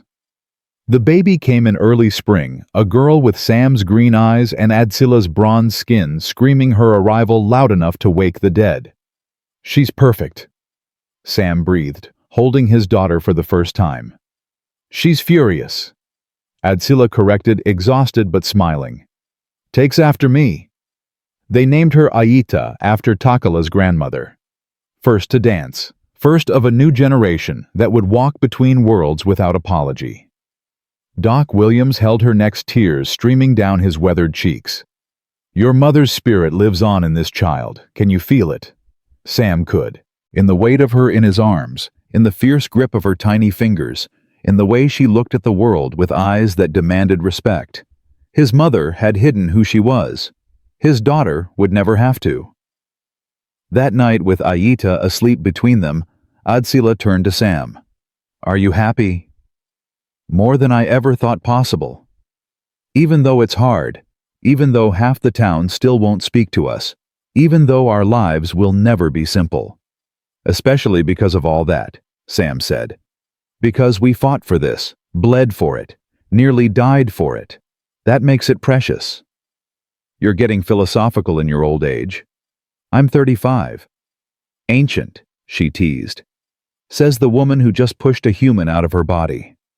Fair point. She shifted closer, careful not to disturb the baby. Sam. Yeah. Thank you. For not shooting us that first night. For choosing kindness when hate would have been easier. For loving me when I'd forgotten how to be loved. Thank you for giving me a reason to live beyond just surviving. For making me braver than I thought I could be. He kissed her forehead. For choosing me back. Outside, the desert wind sang its eternal song. Inside, a family slept, mixed, complicated, imperfect, and absolutely beautifully real. Aita was 3 months old when the first letter arrived. Sam found it nailed to the barn door, unsigned, the handwriting crude. Half-breeds ain't welcome. Leave before we make you. He crumpled it without showing Adsila, tossing it into the fire. But 2 days later, another appeared, then another. Each one more threatening than the last. You can't keep hiding them from me, Adsila said, appearing behind him with the fourth letter in her hand. I'm not fragile, Sam. I know, but you just had a baby. You shouldn't have to deal with this. I've dealt with worse than angry letters. She read it aloud. Your mongrel child is an abomination. God will punish your sins. Her jaw tightened. Cowards. Won't even sign their names. Probably someone who is at Blackwood's trial. Someone who thinks we got away with something. We got away with surviving. That's our only crime. Sam pulled her close, feeling the tension in her body. We'll handle it. Together. How? We can't fight shadows. Can't shoot at people we can't see. Then we make ourselves too valuable to lose. Too integrated to push out. He'd been thinking about this for weeks. We expand the ranch. Hire workers from town. Create jobs. Make ourselves essential to the local economy. Adsila pulled back to look at him. You want to fight hate with capitalism. I want to fight hate with necessity. People tolerate what they need. We make them need us. That's actually smart. Don't sound so surprised. She smiled, but it didn't reach her eyes. What if it doesn't work? What if they come for us anyway? Then we defend what's ours. Like we always have. He touched her face. I won't let anyone take this from us. I promise. It was a promise he'd have to fight to keep. Sam hired 3 men from town the following week. 2 were veterans like him. 1 was a young kid with more ambition than sense. They built new fences, expanded the cattle operation, cleared land for crops. You paying them fairly? Takala asked, watching the men work. More than fairly. Want them to go back to town talking about how good we treat employees. Smart. Make them our ambassadors. Exactly. But not everyone could be bought with fair wages. A week after hiring started, Sam found one of his new fences torn down, cattle scattered. The young kid, Tommy, looked terrified. Weren't my fault, Mr. Westfield, I swear. Someone came in the night, cut the wire, spooked the herd. I believe you. Sam surveyed the damage. But this is going to keep happening until we catch whoever's responsible. Could set watches, Tommy suggested. Take turns guarding at night. That's exactly what I'm thinking. You up for it? Tommy straightened. Yes, sir. Won't let you down. The kid was true to his word. For 2 weeks, nothing happened. Then, on a moonless night, Tommy came running to the house, blood streaming from a cut on his forehead. 3 men, he gasped. Tried to burn the barn. I stopped them, but they got away. Sam was out the door before Tommy finished talking, rifle in hand. The barn smoldered, one corner charred, but not fully caught. Adsila was already there with buckets, Hania beside her, both working to douse the flames. Where's Takala? Sam called. Went after them, Hania shouted back. She said to follow the creek north. Sam's blood went cold. Alone against 3 men. She took her rifle and her knife. She'll be fine. But Sam was already running, following the creek bed north, his heart hammering. Takala was skilled, yes, but 3 against 1 was bad odds for anyone. He found them a mile upstream. Takala had 1 man on the ground, unconscious, blood matting his hair. A second was clutching his arm where she'd clearly cut him. The third had her pinned against a rock, his hands around her throat. Sam's rifle shot took the man in the shoulder. He went down screaming, and Takala collapsed, gasping for air. You all right? Sam asked, kneeling beside her. She nodded, still unable to speak. Sam turned to the 3 men. 2 were conscious enough to talk. Who sent you? He demanded. The one with the cut arm spat blood. Go to hell, half-breed. Sam cocked his rifle again. I asked a question. You really want to test whether I'm willing to shoot again? All right, all right. The man's bravado crumbled. It was McAllister. Owns the land west of here. Said you were bringing down property values, mixing with savages. Offered us $50 each to run you off. McAllister. Sam knew the name. Rich cattleman, influential in town. And you thought burning my barn was worth $50? Needed the money. Times are hard. Times are about to get harder. Sam gestured with the rifle. Get up, all of you. You're coming with me. He marched them back to the ranch at gunpoint, Takala following behind her, voice returning slowly. By the time they reached the house, she could speak again. You should have let me kill them, she said hoarsely. Can't kill everyone who wrongs us. We'd run out of bullets. But we wouldn't run out of enemies. No, but we can make examples. Sam tied the 3 men to the porch posts. They'll stay here until the marshal comes tomorrow. Let them spend the night thinking about their choices. Dawn brought the marshal a thick-set man named Garrett, who'd been surprisingly fair during Blackwood's trial. He listened to Sam's story, examined the evidence, questioned the prisoners. McAllister, huh? Garrett rubbed his jaw. That's going to make waves. He's got friends. So do I, Sam said. Judge Hendricks for one. Doc Williams for another. You for a third, I hope. Garrett smiled slightly. You're learning politics, Westfield. Good. You'll need it. He loaded the 3 men into his wagon. I'll handle McAllister, but Sam, watch your back. Men like him don't take losing well. Neither do I, Sam replied. McAllister's response came 3 days later. Not violence this time, but something potentially more dangerous. A notice in the town newspaper calling for a vote to revoke Sam's land deed on grounds of moral turpitude and miscegenation. "Can they do that?" Adsila asked, reading over his shoulder. "They can try. Whether it'll succeed depends on how many people show up to vote."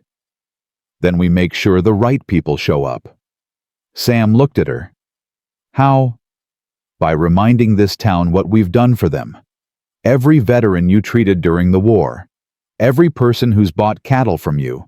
Every family who's benefited from your fair dealing." Her eyes glinted. "We call in every favor. We make them choose sides publicly. That could backfire, force people to declare against us. Or force them to admit they've been accepting our help while pretending we don't exist." Adsila's smile was sharp. "Let's find out who our real friends are." They spent the next week visiting every person who owed them a debt. Most were receptive, embarrassed they hadn't spoken up sooner. A few were hostile, slamming doors in their faces. But slowly, steadily, they built support. Doc Williams was their strongest advocate. "That boy saved more lives during the war than most of you ever will," he told a packed town meeting. "And now you want to run him off because his wife's Cherokee, because their baby's mixed. That's not justice. That's cowardice dressed up as morality." The vote was scheduled for the following Monday. Sam spent the weekend alternating between hope and dread, unable to sleep, unable to eat. Adsila found him on the porch Sunday night, staring at nothing. "Whatever happens tomorrow, we'll survive," she said. "What if we lose? What if they take everything? Then we start over, somewhere else, build again." She took his hand. "But Sam, I don't think we're going to lose. I think we've already won, because we've shown them we're not going anywhere. That we're willing to fight for our place here. That matters." "I hope you're right." "When am I ever wrong?"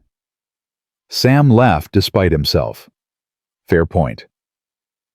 Monday came with rain, which Sam took as either a good omen or terrible one depending on his mood.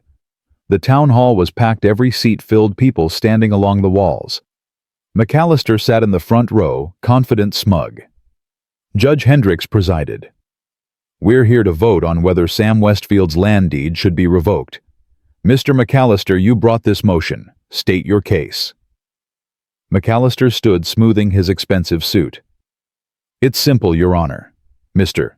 Westfield has violated the moral standards of this community by taking up with Indian women, producing a mixed-race child, and generally bringing disrepute to our town. His presence lowers property values and encourages other undesirables to think they're welcome here." "Undesirables?" Doc Williams stood abruptly. "You mean American citizens?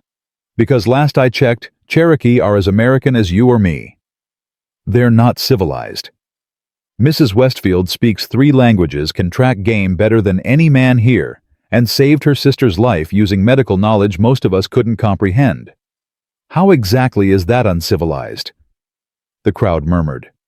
McAllister's face reddened. "That's not the point." "Then what is the point?" A woman stood, someone Sam didn't recognize.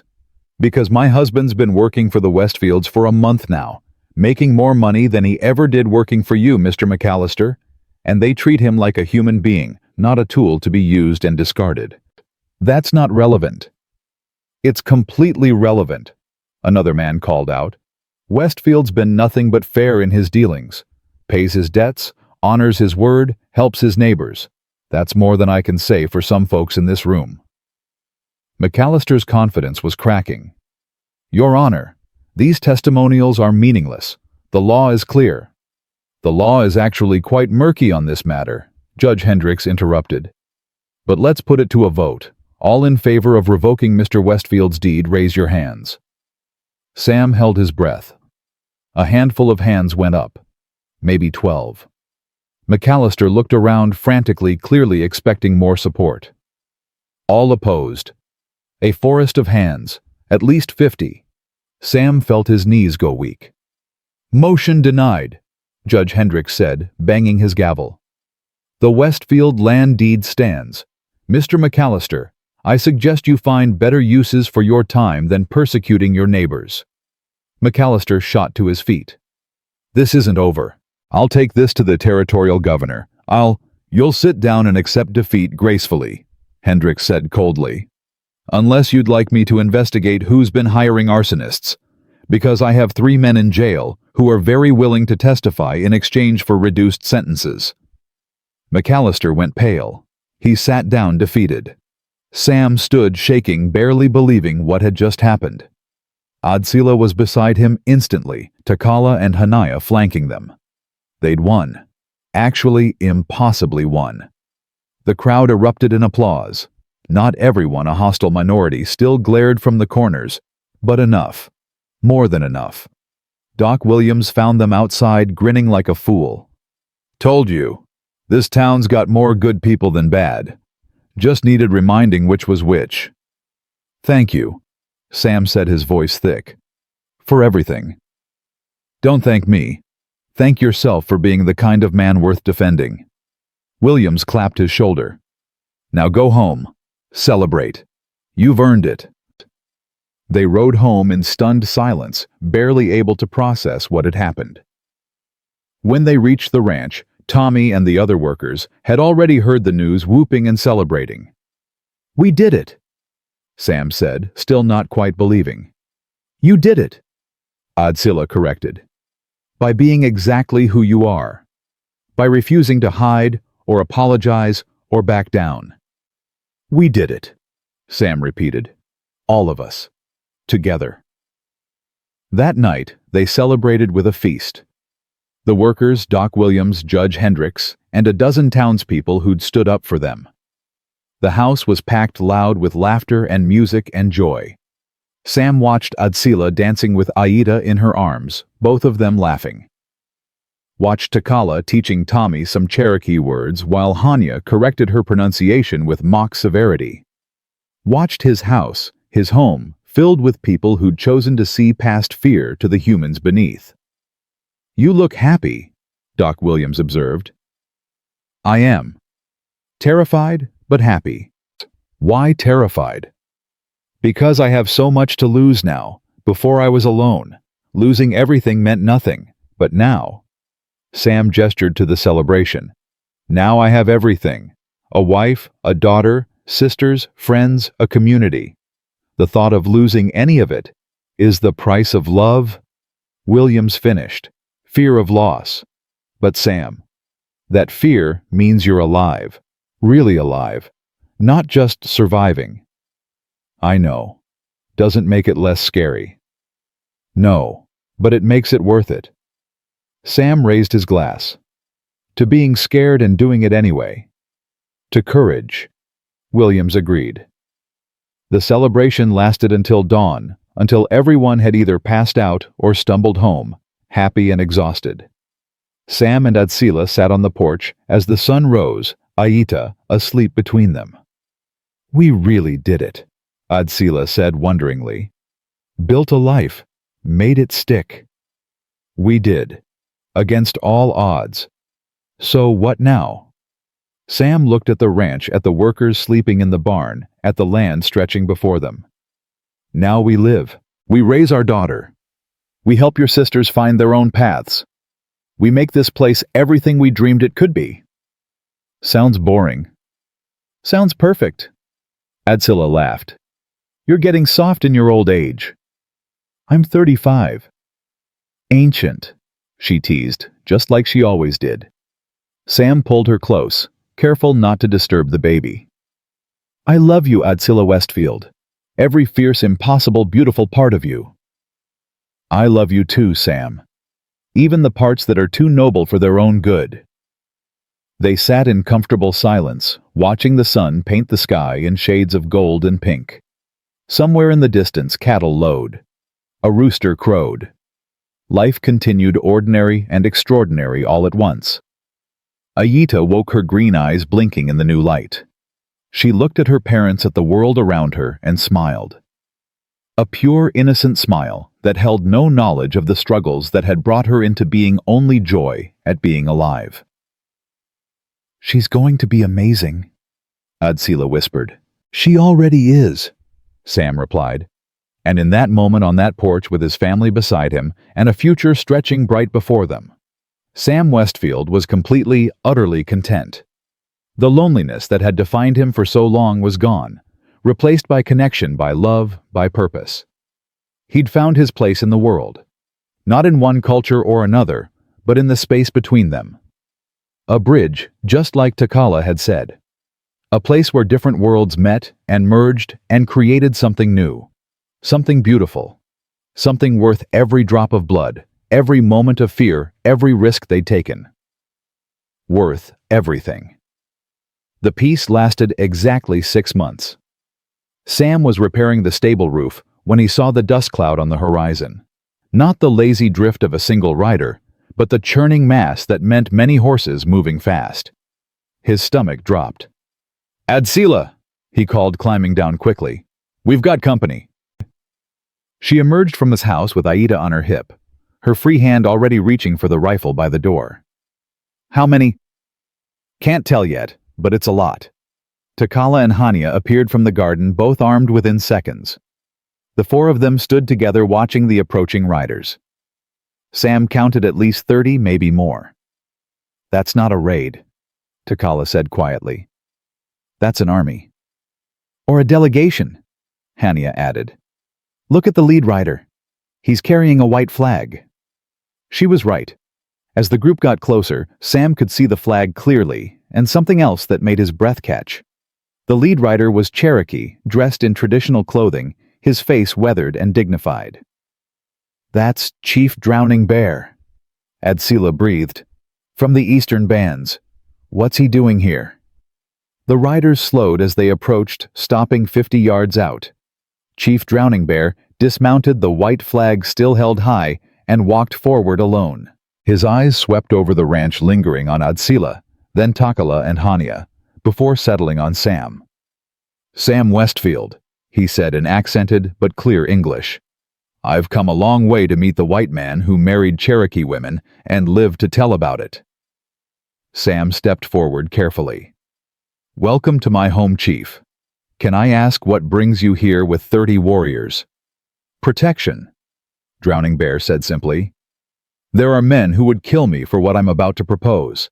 I needed to ensure I arrived alive." He gestured to Adsila and her sisters. "I've heard the stories. 3 Cherokee women enslaved, tortured, rescued by a half-blood rancher who fought an army to keep them safe. Then married one, publicly raised a mixed child openly, and somehow convinced a white town to accept it all." "The stories are mostly true," Sam admitted. "Then you're either the bravest fool I've ever heard of or the smartest man alive." Drowning Bear's weathered face cracked into a smile. "I'm here to find out which." "Why?" "Because my people are dying. Not from bullets or disease, though those kill plenty. We're dying from hopelessness, from believing we have to choose between being Cherokee and surviving in the white world." He looked at Aida in Adsila's arms. "That child proves there's another way.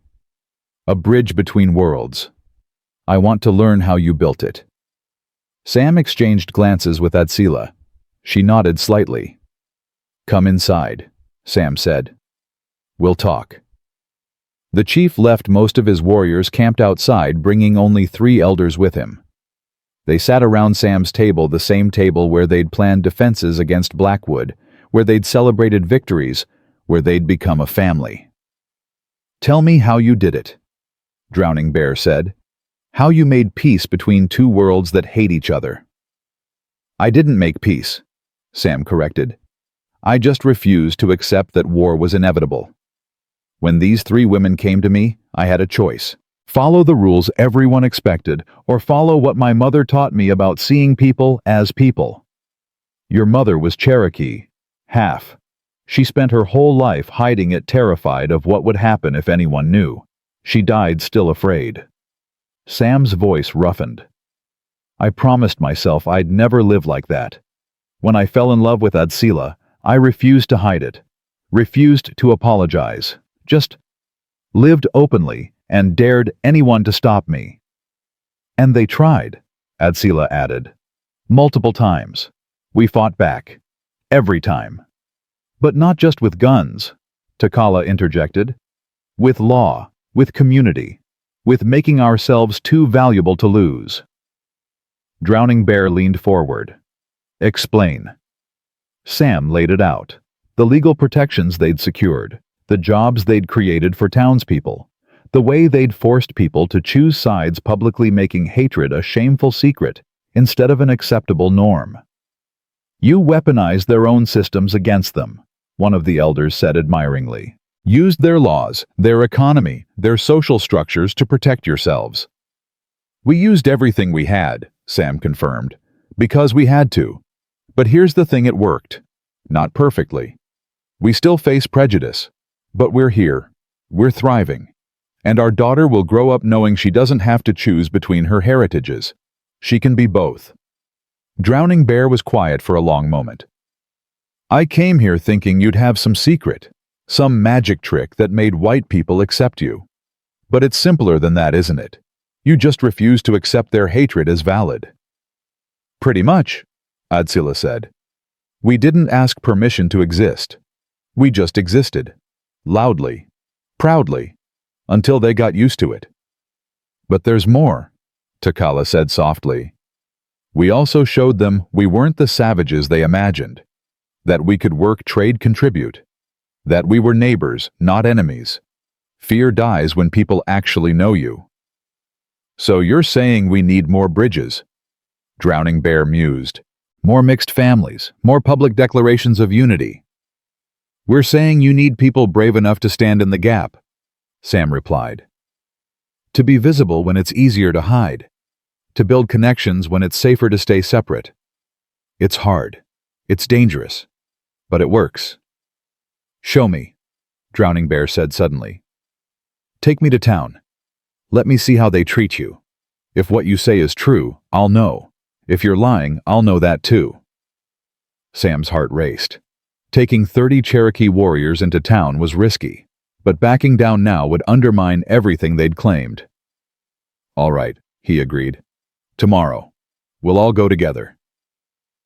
That night, Sam lay awake beside Adsila, his mind racing.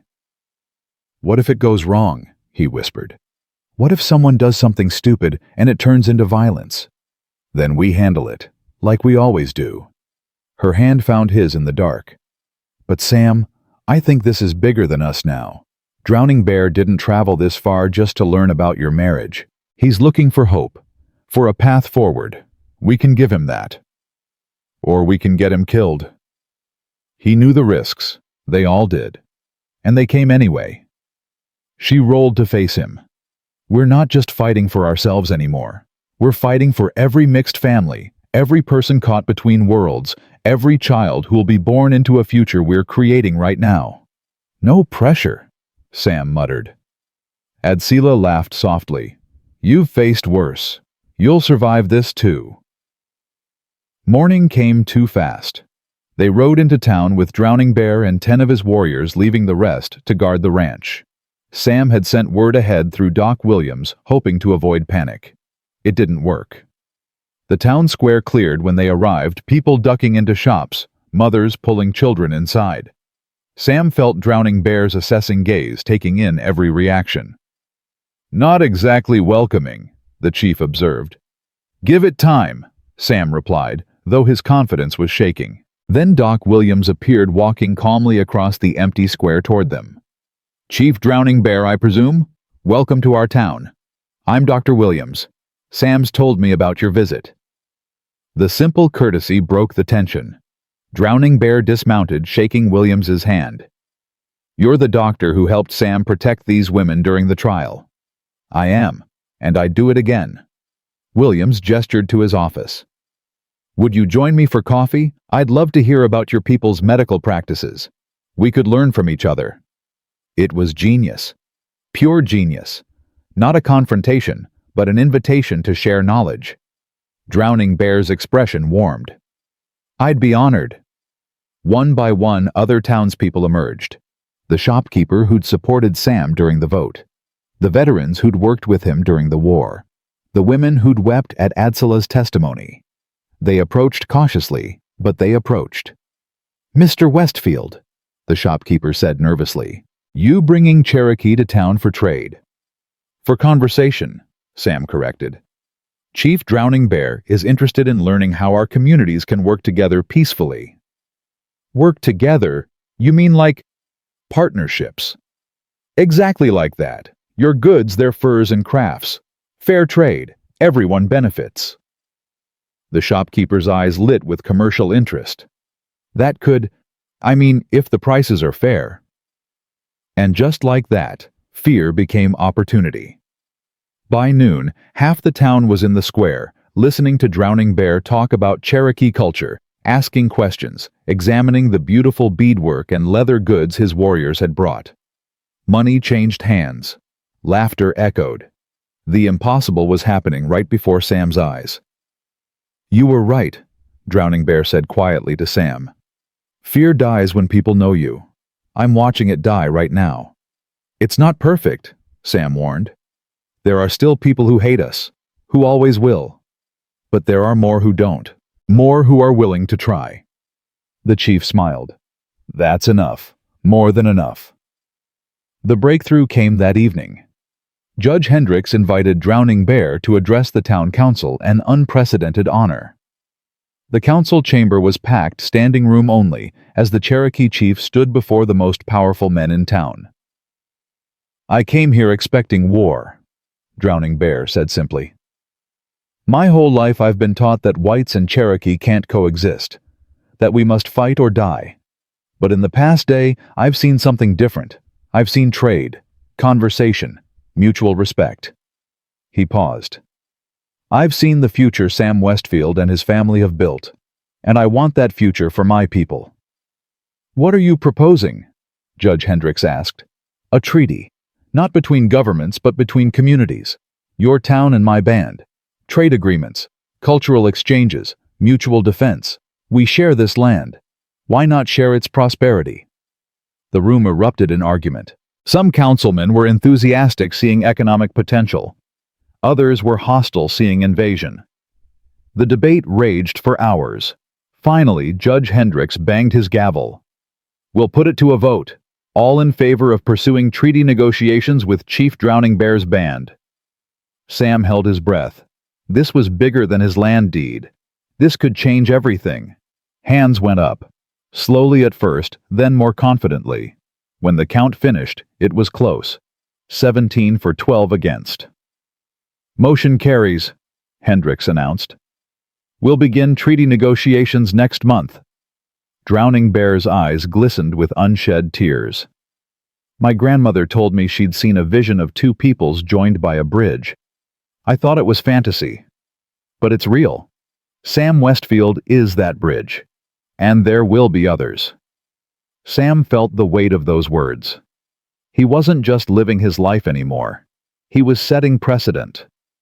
Creating a template others could follow. The thought was terrifying and exhilarating in equal measure. That night they celebrated at the ranch. Cherokee warriors and town citizens drinking together, sharing stories, finding common ground.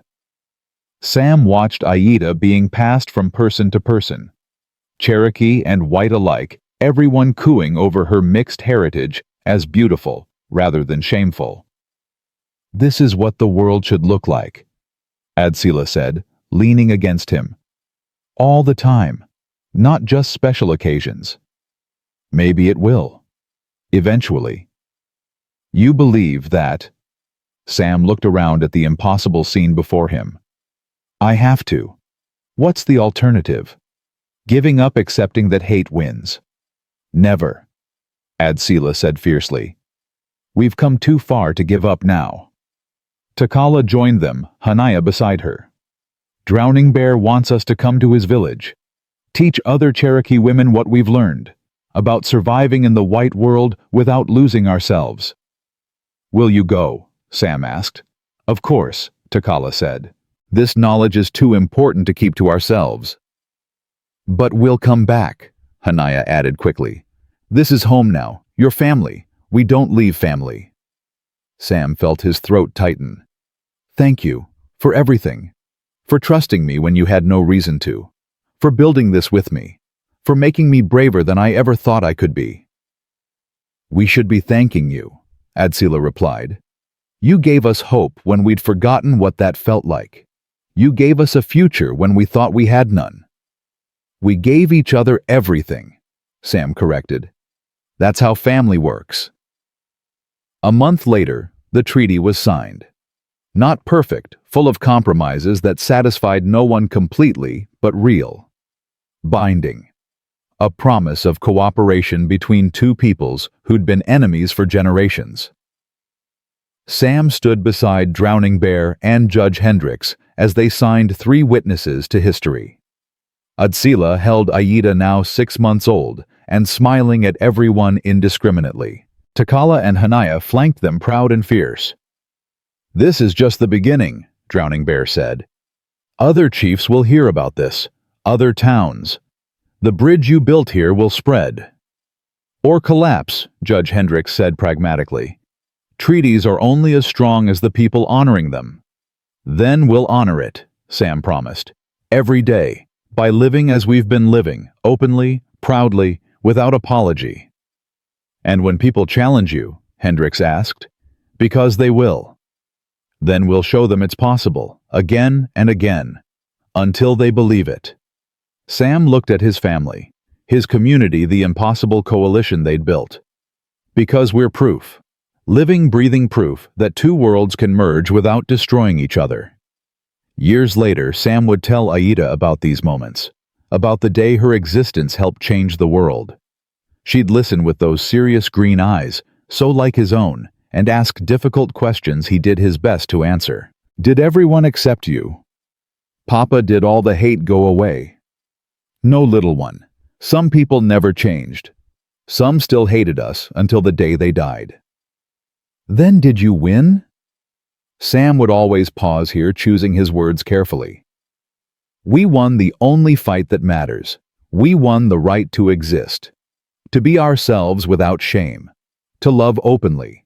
To build a family that honored all our heritages." He'd touch her mixed-blood face gently. "And we won you. That's the biggest victory of all." But that was years in the future. Tonight in the present, Sam stood on his porch with Adsila beside him, watching the sunset paint the sky in impossible colors. "What are you thinking?" she asked. "That I should have died. Multiple times. That every logical outcome led to me bleeding out in that ranch yard alone and forgotten." "But you didn't." "No. I lived. We lived. Against all odds, against all expectations, we survived and thrived and built something beautiful." He pulled her close. "And I'm thinking that's the most revolutionary act there is. Just living, just refusing to let hate win." "Is that your philosophy now? Aggressive living?" "It's the only philosophy that makes sense. We can't control what others think or do. We can only control how we respond. And my response is to love you loudly, raise our daughter proudly, and build bridges so solid that future generations can walk across them without fear." Adsila laughed, the sound rich and full. "You've gotten poetic in your old age." "I'm 36. Ancient," she teased, the joke they'd repeat for decades. "Practically decrepit," says the woman who threw her back out lifting hay yesterday. "That was a tactical injury. I was testing your caretaking skills. And you passed, barely." Sam kissed her deep and slow-tasting home and future, and everything they'd fought to protect. When they broke apart, Aida was crying inside, wanting attention. "Your turn," Adsila said. "I got the last 3. "Fine, but you owe me. I'll make it up to you later." Sam went inside to tend to his daughter, this perfect blend of 2 worlds, this living promise of a better future. She stopped crying the moment he picked her up, her tiny hand grabbing his finger with surprising strength. "You're going to change the world, little one," he whispered. "Not by being perfect, just by existing. by being proof that love doesn't recognize borders or bloodlines or the artificial divisions humans create to justify their fears. Aida gurgled, unimpressed by philosophy, more interested in trying to eat his finger. Fair enough, Sam laughed. One day at a time, first feeding, then changing diapers, then saving the world. Outside, the sun finished setting. Tomorrow would bring new challenges, new people who couldn't accept what they'd built, new battles to fight with words and presence, and stubborn refusal to disappear. But tonight, Sam Westfield was simply a man holding his daughter while his wife made dinner. His sisters-in-law argued about herbs in the garden, and his ranch's home stood solid against the desert wind. He'd been alone once. Empty. Half alive at best, going through motions that meant nothing. Now he was surrounded by family, by community, by love so fierce it had literally changed the world around them. He'd been starving once, not for food, but for connection, for purpose, for something worth dying for, and therefore worth living for. Now he was full. Completely, abundantly, impossibly full. And if that wasn't victory, Sam didn't know what was. The bridges they'd built would stand for generations. The love they'd fought to protect would echo through decades.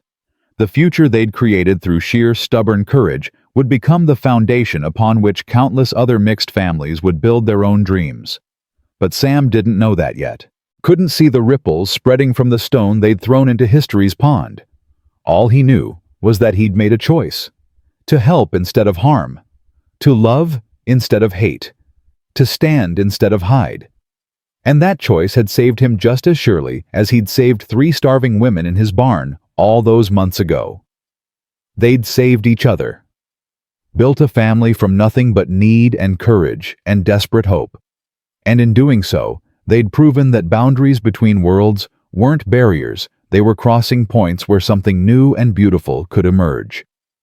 Sam Westfield, half Cherokee rancher husband, father bridge builder, stood in his home holding his daughter and knew with absolute certainty that every drop of blood, every moment of fear, every risk they'd taken had been worth it.